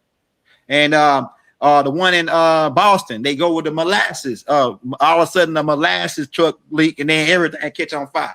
It's the same situation they're having recently in I think it was Nigeria at the shopping plaza, where it was all of a sudden caught a fire, and then the fire truck that pulls up to put it out is full of diesel. You know what I'm saying? So they go to put it out, they spraying water, they spraying diesel on it to spread the fire. And you think that ain't no damn by design? Yeah. And then meanwhile, some people that already come in there to try to, these black hand guys had already sent their middlemans, who they using as the Mongoloids and agents, into Nigeria to try to buy these guys off their land, but they wasn't selling because they said this is how we make our living.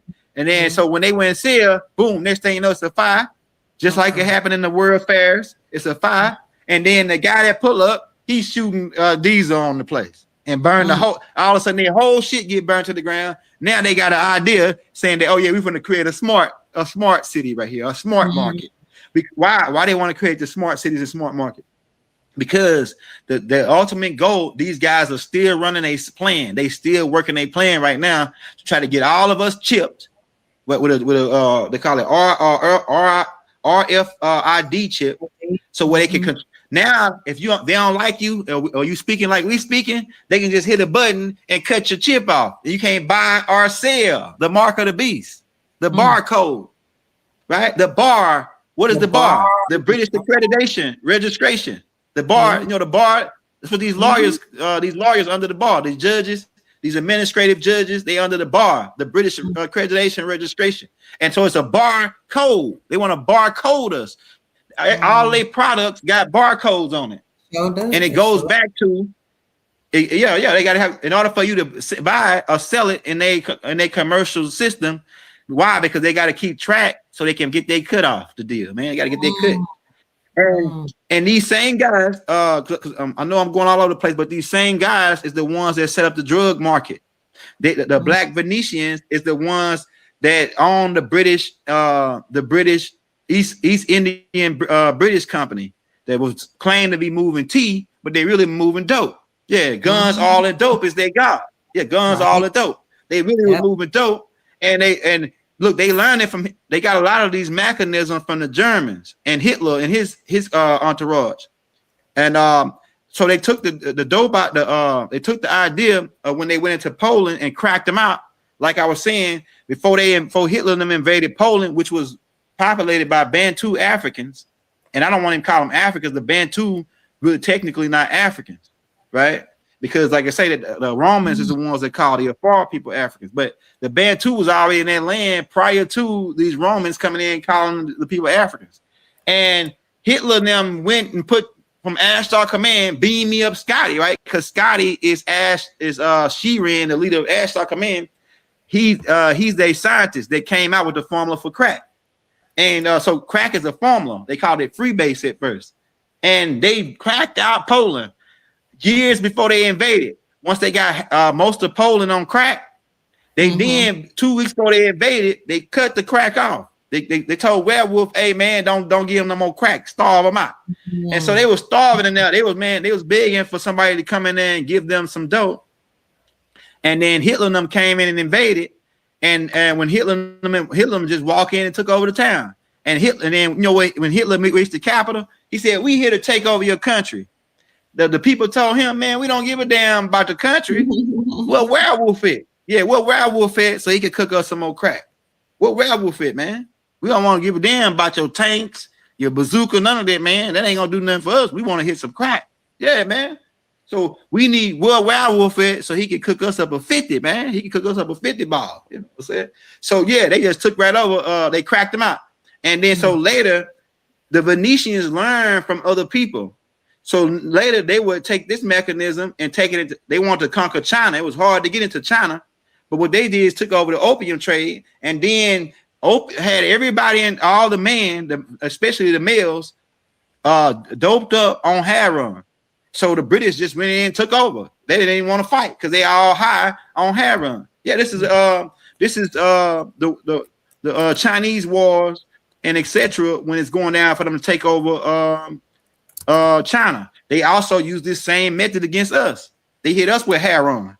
Right, during after the Vietnamese wars and all that, that's what they was doing. They came over with, and these guys that's moving it, like I say, go watch Bumpy Johnson, and the guy that was the plug was a dark-skinned dude from Al Madrid.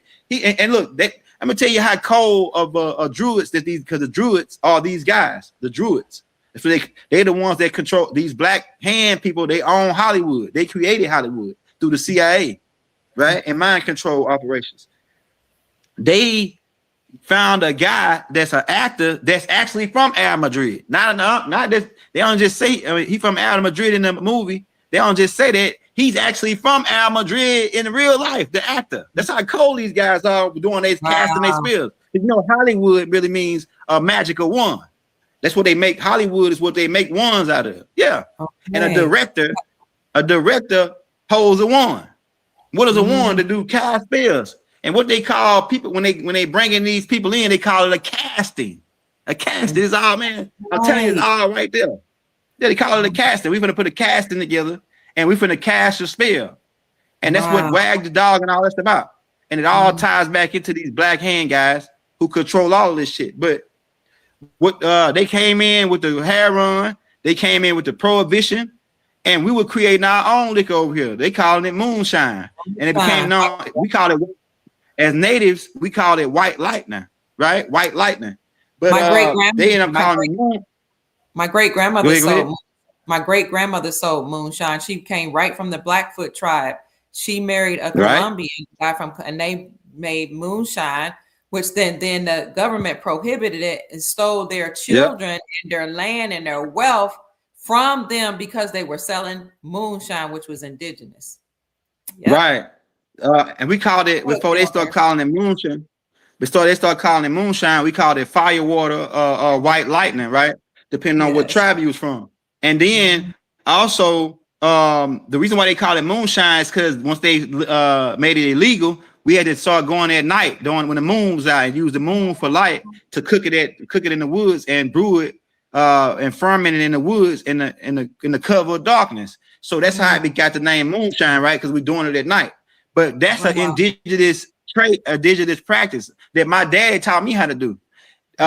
In the Bible, they call it turning water into wine, right? Like it's a miracle, like it was some miracle. That wasn't no miracle. We've been doing that for thousands of years. We've been brewing beer and making liquor for thousands of years over here. But they try to make it, well, now when they come, all of a sudden it's a miracle. Why is it a miracle? Because they don't know shit about it. They thought that these people that they sent on us, they goons and goblins, thought the world was flat.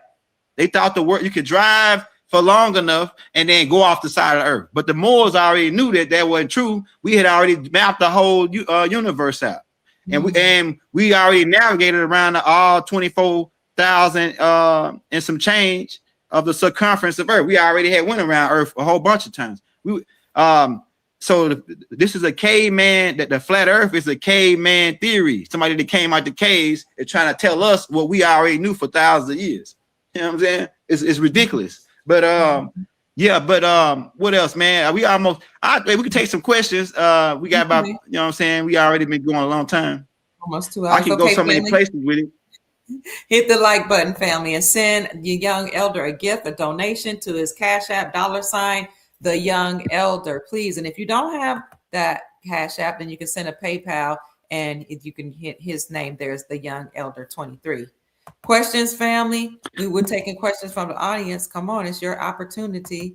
Yeah, and what we're dealing with, because you got people out here talking about the land. We already got the land. We need the people to unplug from what they did is they put us as U.S. citizens. That's how they able to make you pay taxes and all this. And they pledged us as collateral for the national debt. So they don't got no land. They got the people agreeing to their system. And so, but once you unplug from their U.S. citizenship, they cookie begin to crumble because they human trafficking us on what they call treasure bonds. And they was doing this, but now nobody want to buy them no more.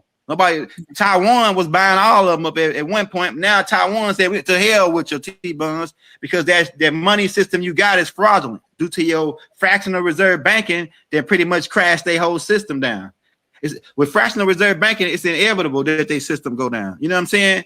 So it's like, what we need the people up to speed on what I'm telling you to end this shit. We are now, as far as getting people off the like some people think that when we do that, what we gonna do? Run people off the land?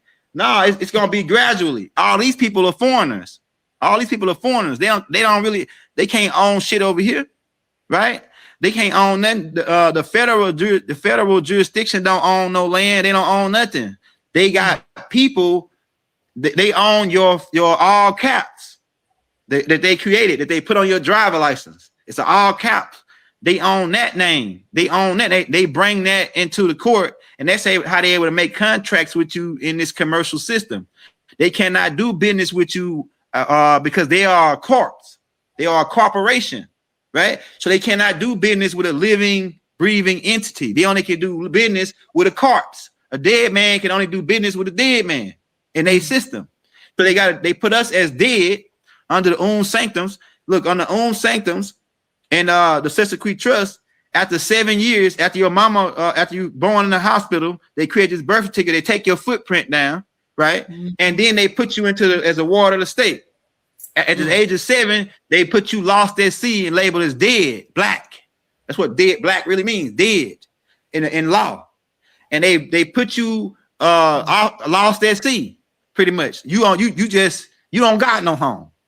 Blacks don't got no land nowhere. Tell me where black got land at. Ain't nobody got no land under the term black, Negroes, and colored. You don't got no land nowhere. That's what that was all about. And so once we claim our rights, indigenous back, claim our nationality. Some people don't like the term nationality, birthrights. Then once we claim our birthrights back, because we ain't finna play no games. Because when people ego tripping and thinking they know what's going on, they don't. We ain't finna play no games. Birthrights, right? So when we claim our birthrights, we unplug from the U.S. And once, not just individuals, it's people that already did this. We got to do it as a tribe, as a whole. Then we got to reorganize our government because they broke down our government with the Curtis Act, with the Reorganization Act, with the New Deal, right? Top Cat broke all that down. They did all this shit and they put us into this system, and they never stopped coming after us. To this very day, they still after us. They poisoning our fruits, they poisoning our food, they poison the products that all the major companies are owned by the black hand. Johnson and Johnson, come to find out, people with some of their lotion got cancer agents in. So it's like these are the black hand. It's on, and then they're gonna have another call say Black Rock. Black Rock. Yeah, we know who they are.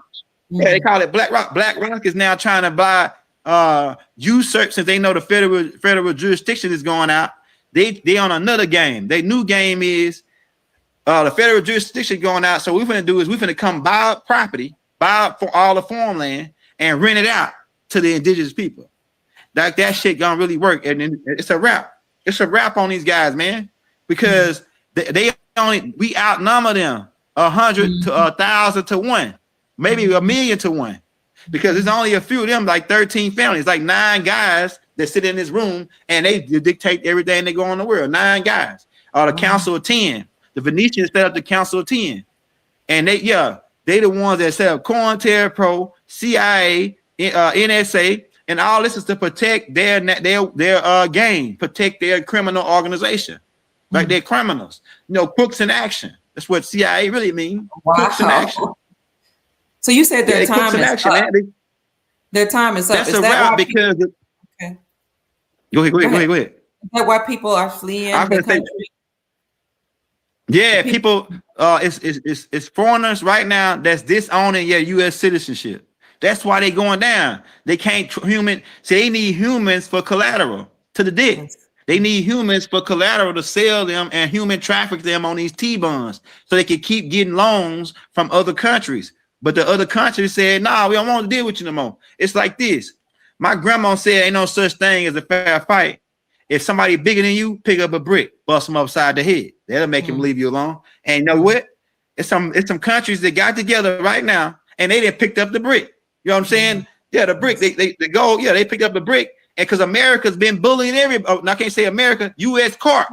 Because they ain't America. They only 10 by 10 square miles that we took that back when we staked our totem pole on the land. Yeah, so they went around bullying everybody, taking people's shit for the world, for these black Venetians, because the military, the military arm was the Mongoloids, but the Mongoloids got their ass up out of there. The Mongoloids cut them off, and then they created a new military arm, the Washington D.C., which is a conglomerate of this mystery system that they set up called Mystery Babylon, which is connected with the Vatican, which is the religious arm of it, and then London, which is the financial arm of it. And they set it up in the 1 square mile. It's a 1 square mile banking district in London.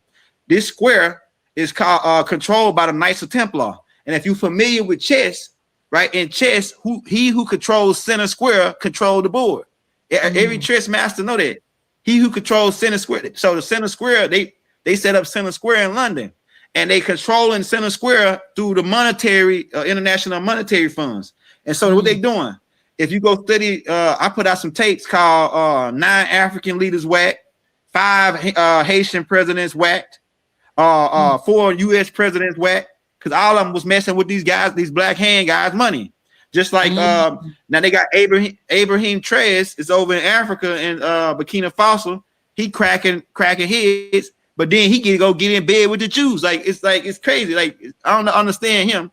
But before him, it was Thomas Sankara. His own people. They got his own homeboy to have him keep whacked, so he can put the country back in the hands of the French. Wow. Yeah, Laprice Lumumba. The list goes on of the people they whacked from trying to get these black hand people out of their country. Even down in Nicaragua and South America, in these places, the Panama Canal. If you go study that tape I put out, Chavez. Now look at this. They signed the economic hitman in on Chavez and got him up out of there. But then Chavez people, Chavez had his people behind him. His whole country came out and said, hell no, nigga, we won't chop, because the guy they put in, soon as he got in the first day, he suspended the Constitution. So they automatically knew he was a fraud. So they the whole country raided them niggas, got him up out of there, and brought Chavez back. And look, they wanted to kill Chavez so bad. Yeah, Chavez made it till he died, man. He was a president till he died, to 2013. They couldn't even get to him. Why? Because there's people behind him. See, that's how we gonna win. We got to all get together, and if we outnumber them, 1,000, a million, 10,000 to 1. It ain't but a few of them, a handful. You can count on both hands how many of them people are running the whole world, and we outnumber them. But they use money, and they use gifts, they use manipulation, they use a whole list of demonic energy to try to get our people to be sellouts. And they already infiltrated all the Masonic lodges. They don't give a damn about you, Prince Hall, because they already played you by telling you that Prince Hall's got his teachings from some Tamahoos up in Boston. How can indigenous Nubian brother, and when we started Masonry, thousands of years before they was even around, how can we get some shit from them? That don't even make any sense. We the inventors of Masonry. How some Tamahoos gonna teach an imaginary dude named, because Prince Hall is really Benjamin Banneker. You know what I'm saying? It's Benjamin Banneker. That's why. Okay, so if we were slaves and all this, how the hell is Benjamin Banneker laying out the whole Washington D.C. in a Masonic layout? If it wasn't no Masons to Prince Hall, come on, man. We got to stop believing what these Tamahoos talk about. They don't like us. They hate us because they hate us. We can't believe nothing they say no more about us, right?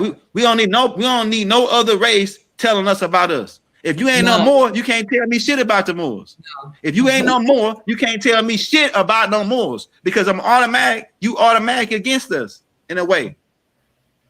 That's what I'm saying. Like, so we ain't got time to play no games with nobody in this day and time.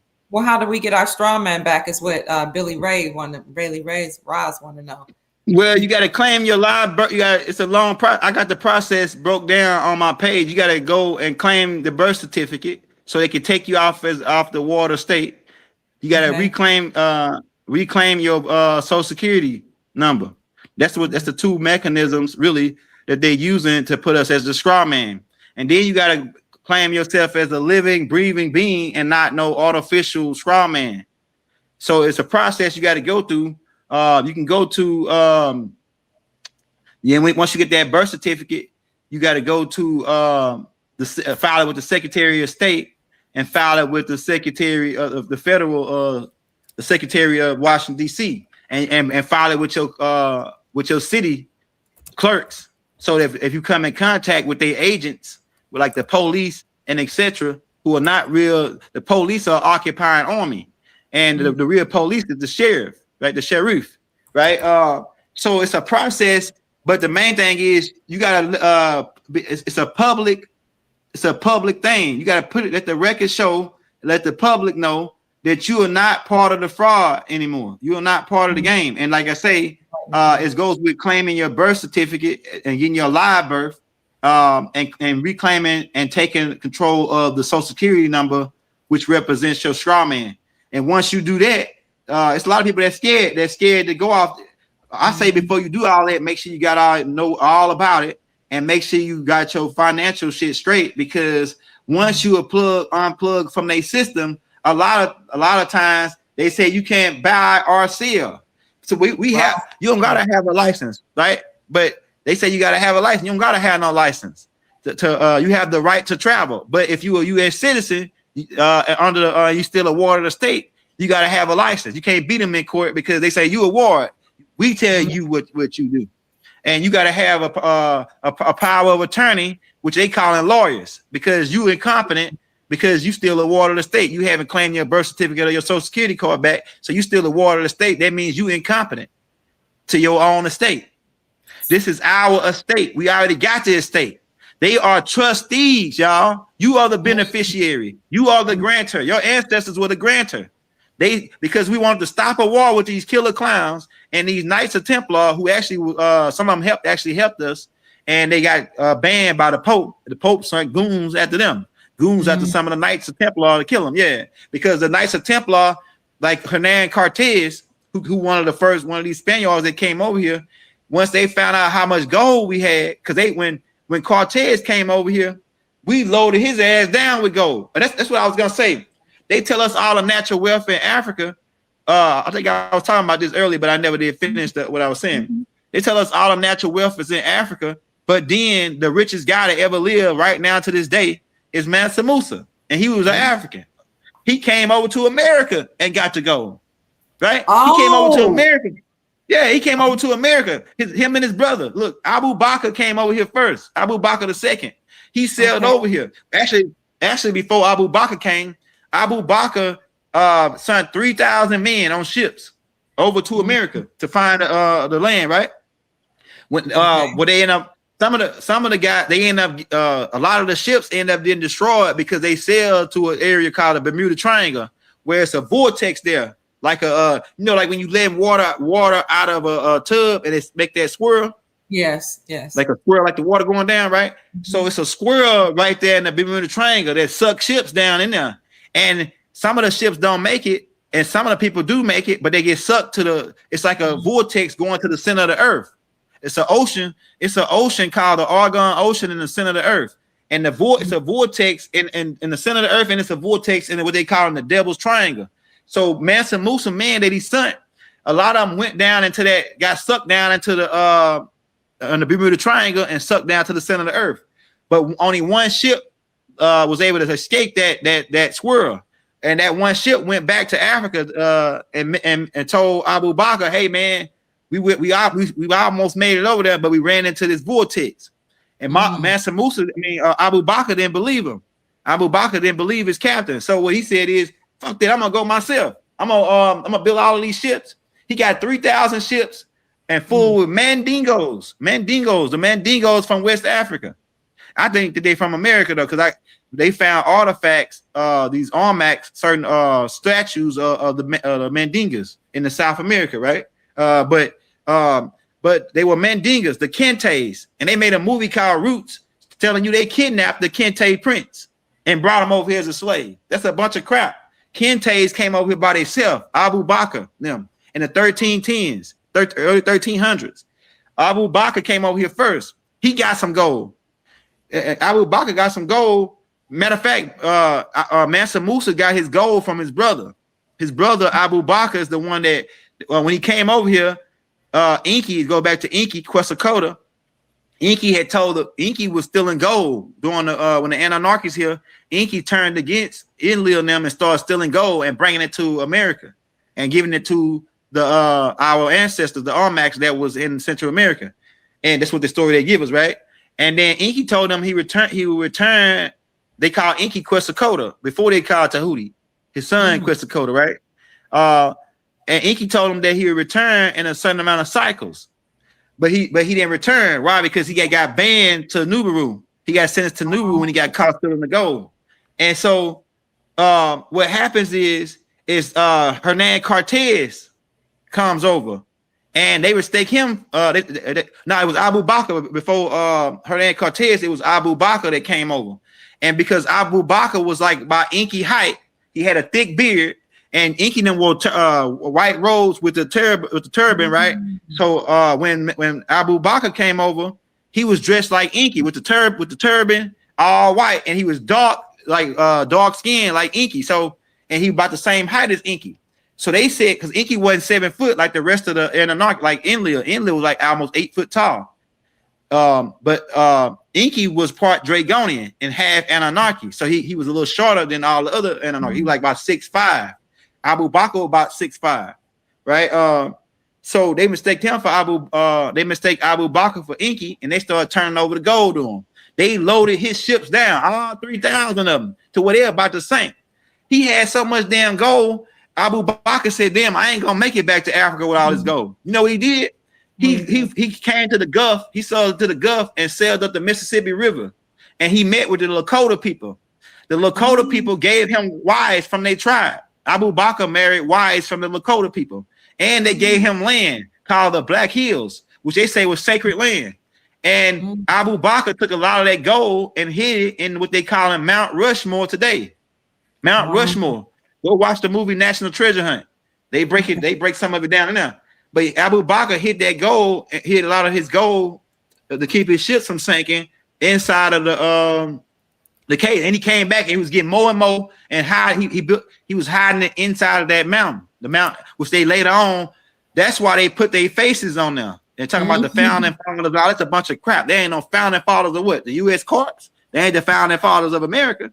They full of shit, right? And we only sucker we'll let pass on that who face on there. We'll let him make it. It's old man Abe.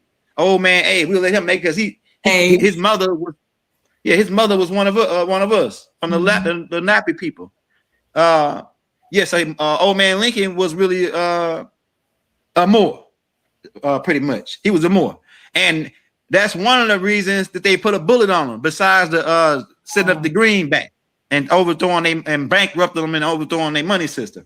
Let me ask you a question. Yeah, go ahead. The money system is failing. The United States Incorporated is insolvent. Nobody will buy the treasury bond. So essentially their whole kingdom is collapsing. Does that automatically liberate us, or we still got to do the paperwork? No, yeah. That's another good point you make it. Now, so they going down by default, with or without us. With or without us. Yeah. Now we was to start pulling the plugs and taking back our Social Security card and birth certificate. That'll make them go down faster.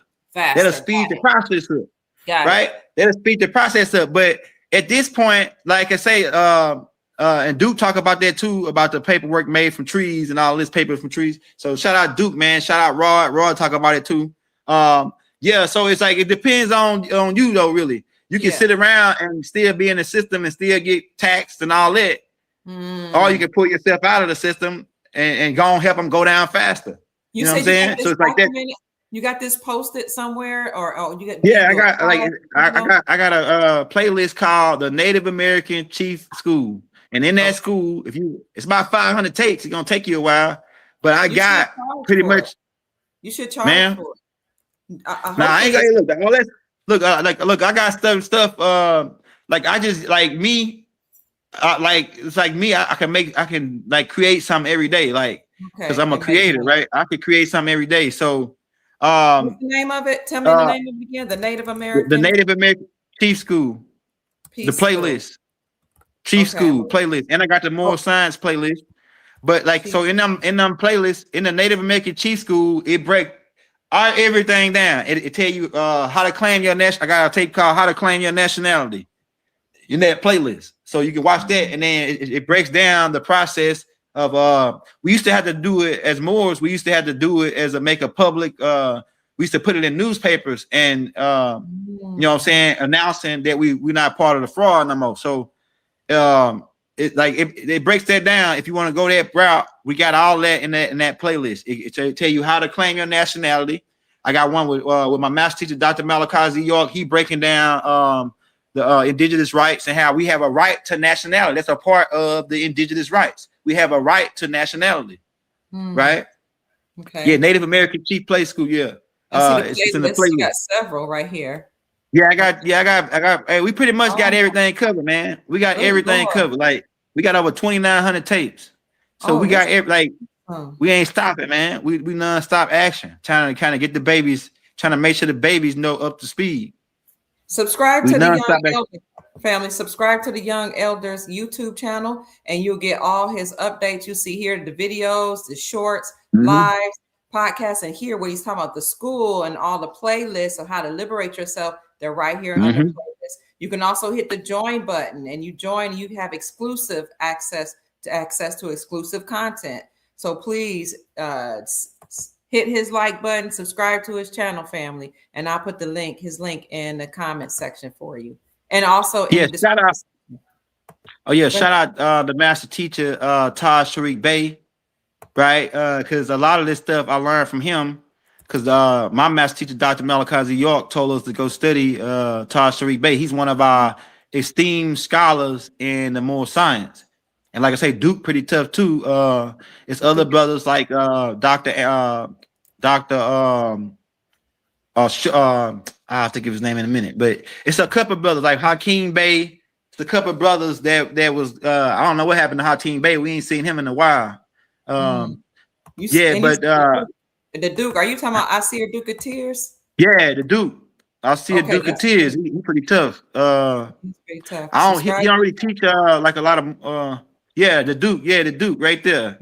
So the Duke is one of our scholars in the moral science. He's good on breaking down a lot of the storylines of what they he keep you up to date too, also on the recent moves that they making to try to keep this game going.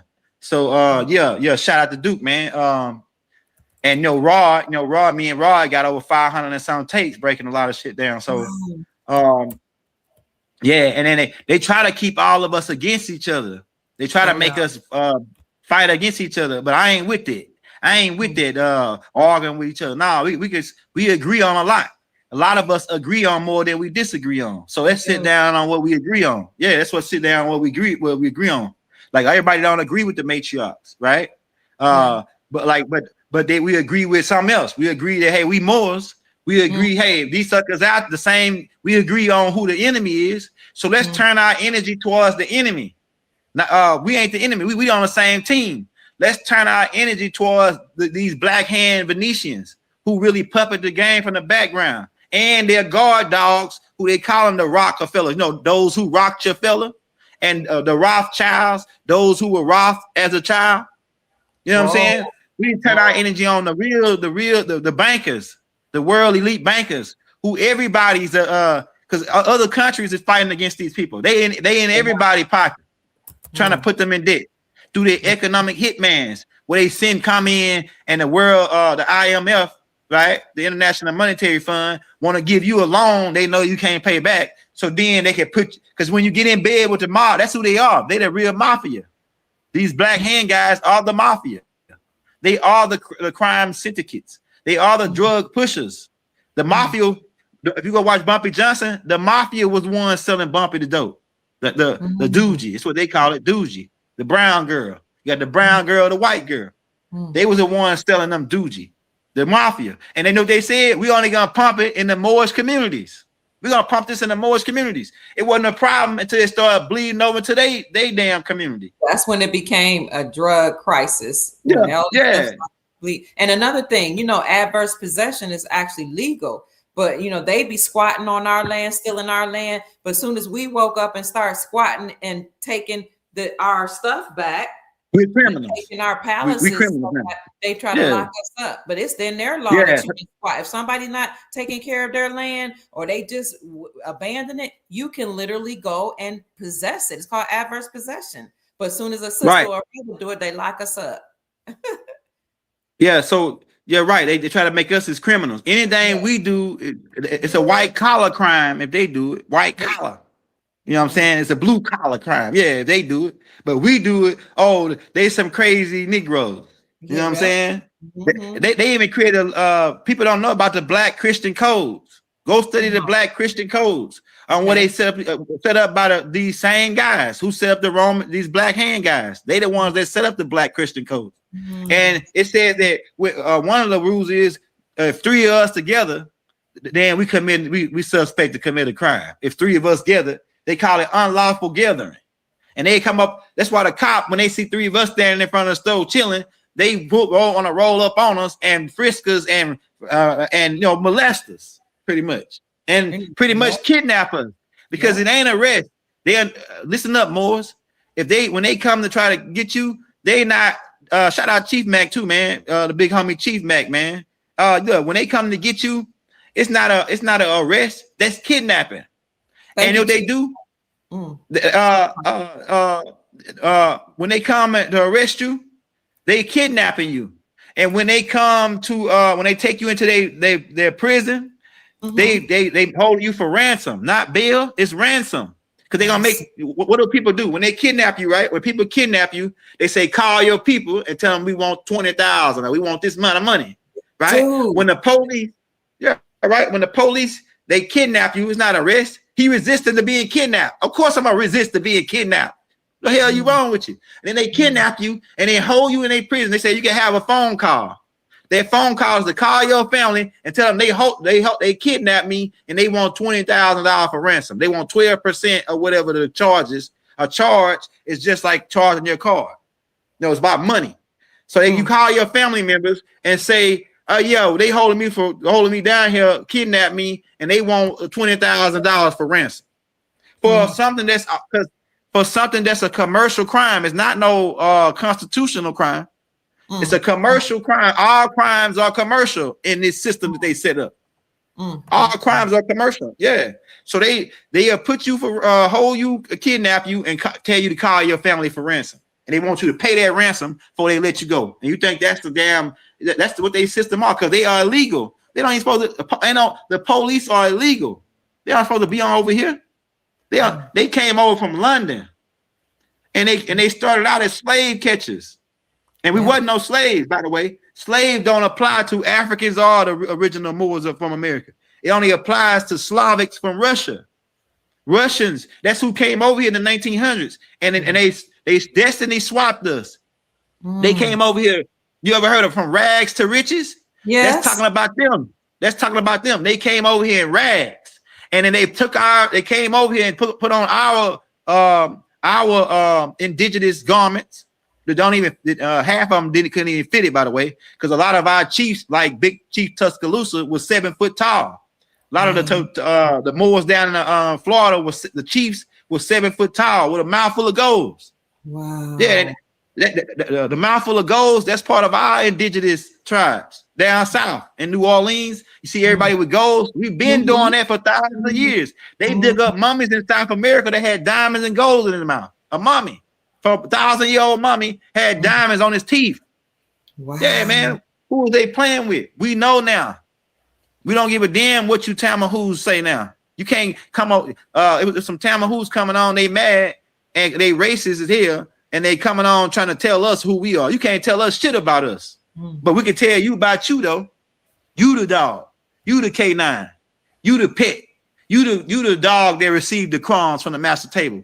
But we ain't giving your ass no crumbs no more. Because every time we give you crumbs, that's how you make it. You remember when they came over here, they wouldn't have made it past Thanksgiving if it weren't for us. That's what they call it, Thanksgiving. They wouldn't have made it past that. They wouldn't have made it past winter. See, we knew how to grow food in sand. They didn't know that. You know how we was growing food in sand? We would use fish guts. We would take the fish guts when we catch the fish, pull his guts out, put it in the ground with the plant in sand, and it would grow in sand. They couldn't right now. Abraham Tres from Burkina Faso, he growing apples in the desert using the same method. Yeah, man. They not like us. They not like us, man. They look like us, but they not us. And like I say, these Slavics and the other people they brought, these Chinese railroad workers and Filipino railroad workers, they sent them to boarding school or indigenous or Indian school. They sent us to Indian school to re-indoctrinate us into the Spanish Inquisition. They sent them to school to try to replace us. They taught them how to loosely because they can't dance. They can't dance and we can't. I mean, they can't dance and we can. So they shot them by doing the bus stop and 1, 2, 3, 1, 2, 3. They had to teach them how to dance like that. And they still ain't got no rhythm like this. All them dances they doing, all them outfits they wearing, that's our shit. And so they needed, but they couldn't just they couldn't just reclassify us and leave us like that. They had to have what they call it's called cellular colonialism, where they got to replace the indigenous people with foreigners. And so that way, when you do wake up to realize, hey, this is my land, they say, oh no, it's not. These guys, man, please. If them guys are the guys, why you got to have a Smithsonian Institute to cover up all the artifacts of giants? And keep in mind, a 7-foot guy is a giant. When you see a 7-foot guy in real life, he a giant compared to the Twa 4.5 foot tall. So which is the old Mississippians. When the old Mississippians see a 7-foot guy, he tall compared to a Twa. He a giant. Shaquille O'Neal is a goddamn giant. Yeah, 7 foot and 2 inches. Man, he got to duck down to walk in your house. This dude wear a 26-inch shoe. That's what size the rims you got on your car? Yo. Some people got 26-inch rims on their car. Well, Shaquille O'Neal walking around with a 26-inch shoe. You think them ain't no damn giants? You know what? They kidnap all the giants and make them sign deals with the 3-letter corporations like the NBA, right? These are all owned by these guys, by the black hand nobility.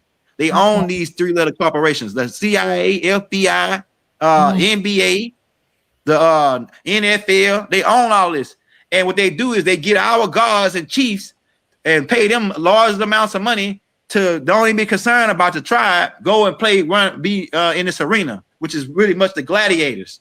Because because football is barbaric the way they playing it. We didn't play football like that. Even though football started over here by the Armacs. The Armacs, that's what the Armac helmet is about. Go get an old Armac helmet and put it next to an old football helmet, and you see what the hell you looking at. So they kidnap or they come in and buy up all these our giants and our chiefs who were 7 foot tall, and they give them large amounts of money to put them in these arenas so they can make money off of them. It's the same thing as King Kong. You know the story of King Kong, right? King Kong was a giant gorilla, essentially from Congo, which is implying Central Africa. Okay. The Tamahus come into the land, and when the indigenous people see the Tamahu woman, they say, "Oh, we're gonna give her the king. We're gonna give her the King Kong." So they tie the white woman up and give her the King Kong. King Kong grabbed the white woman, and can't really call him white because you know about that, right? The pale woman, and then grab her and goes into the woods with her. This starts the Tamahus to going out through the jungle looking for King Kong to get the white woman back, right? Okay. What they do when they find King Kong? They drugged them. They drugged King Kong. They drugged him up and then tied him up and put him on a ship, and then brought him back to America to put him on stage so they can make some money off of him. That's what it's about. So yeah, so we King Kong, but we King Kong from America. They came over here, they drugged us, they tied us up, and then start putting us on stage so they can make some money off. That's what the NBA is. They get King Kongs like Shaquille O'Neal, and they put him on stage so they can make some money out of him, man. That's what this about. It's a bunch of game. Yeah, straight up game. The people in the chat are really enjoying this. Somebody said it's like the circus. Yeah. And the circus is set up by the front mans. They call them, they killer clowns, because you know the FBI was set up by 13 Shriners. 13 Shriners, the Shriner organization who actually got hospitals all over, and they got a statue out in front of the hospital where they holding the child. It goes all the way back. Yeah, they holding the child because they looking for the Black Messiah. They talking about Black Messiah or the Moorish Messiah. That's why they always coming infiltrating all the Moorish organizations like Noble Jew Ali, Jeff Ford, them, the El Rookins. They infiltrate all these organizations, but they looking for a child. Meanwhile, they rocking our crowns like they know about the mounds, but they really a whole bunch of clowns in real life. They dress up like clowns at the parades and ride in little clown cars. They gatekeepers. They guard the national They say national security. What is national security? National security is making sure the Moors don't realize who the hell they are and that they from this land. It's part of the George Washington challenge. We say you're gonna trick the Moors into thinking they from Africa and everywhere else but America. George Washington, the first president of the U.S. courts, he didn't say he's gonna trick the Moors into something. He said he's gonna trick the Moors into thinking that they wasn't from America. And then you got fools going out right now that think that the Moors from Africa. No, we're not. No, we're not. Oh, the Moors from the Iberian Peninsula. Man, that's what that's what these guys who conquered you told you. And you're gonna listen to your people that conquered you? Get the hell out of here. We know now. We know now. Ain't nobody can, man. They mad because we know. I'm telling you, they mad. They burning inside like the vampires they are. Now that we know, what's going to happen to these hidden hand folks? They can go out because it's a thing like this right here. Like, okay, well, when all the minds, that's what we're working on. Getting all the minds to agree as one. That, hey, we tired of these guys. These guys got to go. You know, they did an experiment. They had about 500 people in an auditorium. And they called this guy on stage. They called this dude on stage. They told him to hold his arms out, like straight out. And he said, the dude that was doing the presentation, he said, try to stop me from pushing down your hands, right? So he tried to push down the dude's hands. He couldn't push him down. Then he said, I want everybody in the crowd to focus your attention on this dude right here. And I want you to think in your mind that he weak and he can't stop me from pushing down his hands. And then he told the dude to hold out your hands now. While everybody in the crowd, the 500 people, was focusing their attention on one thing. And then the dude couldn't even stop him from pushing down his arm. He could push it down with one finger. He could push his hand down with one finger. Why? Because everybody in the crowd focused their attention on one thing. That's what they know, the power of unity. The power of unity. When we all think with the same minds and we think, hey, we tired of this Federal Reserve. We tired of this fake fiat monetary system. We tired of them lying to us. We tired of your schools, because they ain't teaching us nothing about how to be workers and not thinkers. That's what it was set up for. The Rockefellers said we want workers, not no thinkers. We want slaves, right? So we tired of their school system. We ain't learning nothing besides the history is all lies that they taught us in the history class. All lies. Only thing they got good is the math and the science, and that shit is like 2,000 years behind. We was already ahead of what they teaching us with the Tartarian Empire. So it's like, yeah, we already ahead of it. So we don't want. Once all of us think the same thing, that's why they got to keep us all over here. Oh, you a Muslim. Oh, you a Christian. Oh, you a Jew. You a Hebrew. This and that. Keep us all divided and not thinking about the same damn thing. You got niggas out there with a loud horn. Oh, read not the Bible. The shit that they use to colonize us. They out there promoting it and attacking people on the corner like some heathens. And they think that man, it's a retarded, man. It's retarded. And meanwhile, they study coming up with more mechanisms to keep us asleep. Yeah, that type of game, man. So yeah, man, we need to get them back all their religion because we only had one thing over here, and that was El Islam civics, and they don't got nothing to do with religion. That's how government formed. That's how the matriarch is ran. That's how the whole family structure. That's what it's about. That's why it's keep. Islam civics keep planets from bumping into each other. It's math. What's the mathematics? The 5%ers knew that. It's what's the mathematics. That's what we was on. We wasn't on no religion. We was doing mathematics and science over here. Religion made us turn away from mathematics and science and say we're gonna wait on some white guy to come out the damn clouds on a horse, which is a bunch of crap. It's a bunch of crap to keep us. Yeah, religions. No, allegiance means a group of demons. 15,000 demons. So when you say religion, you realigning yourself with a group of demons. Dang, that's a bunch of crap, man. Yeah, so man, I'm about to give. I'm about to get off in a minute. Like I went with a long time. You on fire, Young Elder family. I know y'all enjoyed it. I did. I really enjoyed this. Please send him a gift, a donation, an offering to $TheYoungElder via Cash App. And we got to bring you back on to do a part 2, or because the people want to be liberated. Like you said, we're awake now. We ready to do whatever we have to do to break these chains. So thank you so much. Where can they find your work, Young Elder, if they want to follow you? Yes, sir. Like I say, like you could go to my page, my YouTube page, and we got Instagram, TikTok, all the stuff is in the links. And like I Okay. say, it like I want to send a shout out to my master teacher, Dr. Malachi Z. York, who's right Okay. now being held. They had kidnapped him in 2002, and he been in prison ever since under false allegations set up by the COINTELPRO operations. And Mm. so, yeah, Doc is a reason. When the shit that you hear me talking, it's some of it's because of Dr. Malachi Z. York. How'd you learn? How did you study under him? And he has books or what? I know you. I think you Yeah, mentioned like some books. yeah, Doc got over thousands of books. I mean, he got lectures, like over thousands of lectures and tapes. Okay. We got a lot of the tapes loaded up to our YouTube channel. And yeah, man, Doc really did it for me, man. Mm. Doc, the Honorable Elijah Muhammad. Yeah. Like I say, the more science, I learned a lot of that from Taj Tariq Bey Okay. and the Duke. Uh, yeah, and Rod Hayes was instrumental in me in my travels.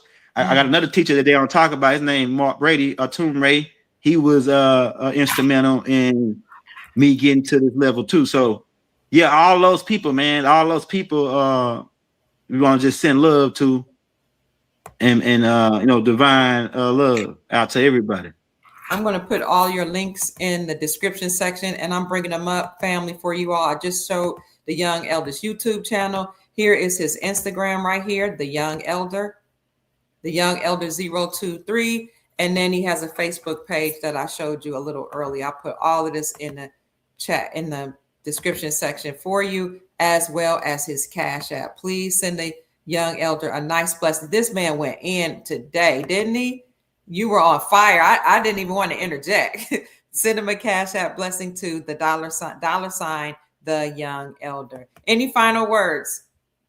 Yeah, like for the producer asking, I don't sell Malachi books. I got 8 books that I wrote that I let. If you cash out me $45, I'll send you all 8 books in PDF form to your and leave your emails in the links. I'll send you all 8 books in the PDF form. If you want to get Doc books, you're gonna have to go to if you're in the Atlanta area, you could go to All Eyes on Egypt Cultural Center. We got a couple of them. We got one, I think, in North Carolina, New York.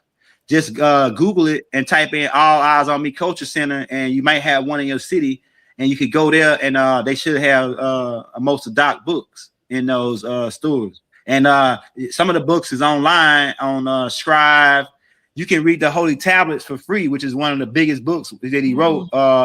You can go to my page, click on one of my videos, and look in the descriptions, and then scroll all the way down. You'll see the Holy Tablets link, and you just click on it. You can read that for free online. So yeah, I don't sell none of Doc books. You had to get with one of my Sabine brothers, Nuwapian brothers. They might have a couple copies. Like the ones I got, I only got like 1 copy, so I ain't selling them my books, right? I got the Let's Set the Record Straight book. That's a book you got to get by Doc. The Holy Tablets, the Black Book. He got so many books, right? But the Holy Tablets and the Let's Set the Record Straight book, if you just get them 2, you'll be crushing the game. You'll be cracking heads and twisted caps just with those 2 books. Yeah, so that's what it is. Thank you but so peace much and love throughout for the whole time, man. I appreciate you, Dr. Kia, for inviting me on. You're more than welcome. I want to let everybody know that you did publish something about the Black nobility earlier today. So please, family, go to his channel. He has a lot of audiobooks that he puts out almost daily. So go to his channel. Here it is. It's called The 13 Black Nobility Family Secrets of a La Cosa Nostra. I don't know how to say that. Yeah, look, the Costa Nostra. That's this thing of ours. That's the mob, the mafia. They are the original. The Black Hand is the original mafia. The people you seeing that's why some of them Italians, they can wear gold because they are mulattoes. They descendants of the original Moors. These mulattoes. That's why some of the Italian, there's like the Italians is different from a lot of other pale races because the Italians dress nice with suits. They be clean, right? They get that from us, the Moors. They get that from us. We was the ones dressing in 3-piece suits and zoot suits and all this different stuff. We invented that. We controlled the Silk Road. We wore silk and all this. We wore fine linen. We were the ones with the swagger, the Moors. We the swagger. We swagged out. You know what I'm saying? That part. Hey, shout out Chief. Shout out to Man, big homie Chief Mac, man. Chief In the Mac. building, man. Yeah, Chief big Mac homie in the Chief Mac, building. man. Chief Mac was Yeah. on the Elder show the other day. They were on fire, family. You want to Oh stay yeah. in touch with you want to trust from Chief Mac, contact him at unityinmotion45@yahoo.com. And the Young Elder got a lot of educational tools out there for you, a lot of tapes, audio books, a lot of study material. So subscribe to the Young Elders channel. And please, everybody in the chat, send the Young Elder cash app. If you sent him something, put I got you. Put I got you in the comment section. I got you. If you sent him something or you plan to send him something, put I got you in the chat. Let him know we love him and we appreciate his ancestral wisdom and his deep dive research. I want to see it in the chat, family, before he gets out here. I got you. Come on, family. We want to see it. Yeah, the Black nobility. What you say? Yeah, he was talking about that. Yep. Okay, they saying Yeah, done. everybody too. If you on my side, if you haven't subscribed to Dr. Kia Pruitt's page, we got the link in the descriptions. You can go make sure you go subscribe to her page as well. Look at thank you so much. Look at the people saying this is a dynamic duo. Thank you, Chief Mac. He wasn't gatekeeping at all. Nope. Who else? Okay, Troy says, I got you, Young Elder. House of Rambo, I got you. I love this. Who else? They love you, brother. They say, I got you. Wildfire Penny, I got you. Dr. Kia Pruitt, I said, I got you. That's right. That was fire. Come on, family. That's right. He the truth. Let's send this man a blessing. You never know what people are going through. He's spitting out a lot of knowledge and information for free. You know, he didn't have to do this. So I see you. Sister Janet said, I got you. I love this. Italians have our hair. Yep. They got our blood, all that. They're mulattoes. They really mulattoes. That's what they are. And the Sicilians really know. The ones in southern Italy, they know exactly who they are. Yeah. Denise says, I got you. Okay. All right, Young Elder. We know you got to go look at all these. I got you. Joan Craft, we got you. Hey, I love the peace and love throughout the balanced universe to the whole tribe, to everybody on the land, man, that's waking up and we getting busy, man. Peace. Wadu. How do you say? You say Wadu or OCO? Which one? Wadu is like, like see you later. Like hoping to see you later. Then Rabba is like greetings. Yeah, so greetings. Yeah, greetings. Like we don't say goodbye, right? And we don't say good morning, because morning is a thing you do at funerals. So we don't say good morning. They say buenos dias in Spanish, but we say Rabba. It's like greetings in our tribal tongue. I love the New Wapian tribal tongue. Yeah. So yeah. Thank you for that. And love, y'all. Peace and love, family. We'll see you later. Take care. I appreciate you all. You've heard from the Young Elder. I'm Dr. Kia Pruitt. Chief Mac was in the house, as well as Orisha Stone. I'm assuming Brother Chief Rod Hayes was in here. All of you chiefs, chiefesses, gods and goddesses, we give you praise and thanksgiving for coming on the Dr. Kia Pruitt Show. You've heard from me and the Young Elder. I trust that we've said something to raise your vibrations and inspire you to create the most amazing, magnificent life that you desire and deserve. I saw some people send me a cash app earlier, and I don't want to look over you, but we'll come back and give you gratitude as well. If you want to send a donation to the Dr. Kia Pruitt Show, is $ Mama Kia 13, $MAMAKIA 13. We'll come back on tomorrow and give everybody a shout out that blessed the Dr. Kia Pruitt Show. All right, family, let's go out with a little music. We love you. That hold us close, teaching past to abundance and wealth, guiding others to free themselves. Soul tribe rising, hear her call, raising vibrations for one and all. Dr. Kia shows the way to a brighter, freer day. From currencies to investments divine, she's helping her tribe to realign with wisdom, ancient and new, showing what we are.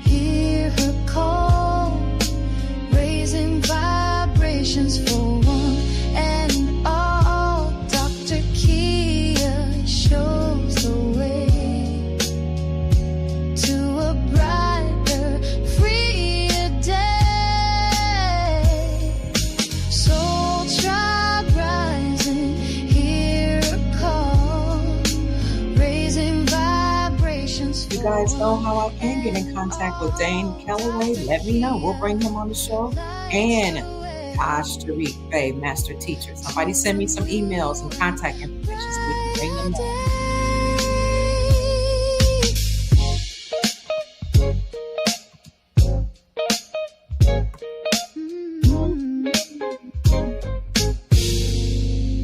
Thank you. Shout out to Brother Kenneth, I think his name is Mystical Energy, for writing this song, the theme song for Dr. Key Poo. Love you, family. Go out and make this a great evening. Peace.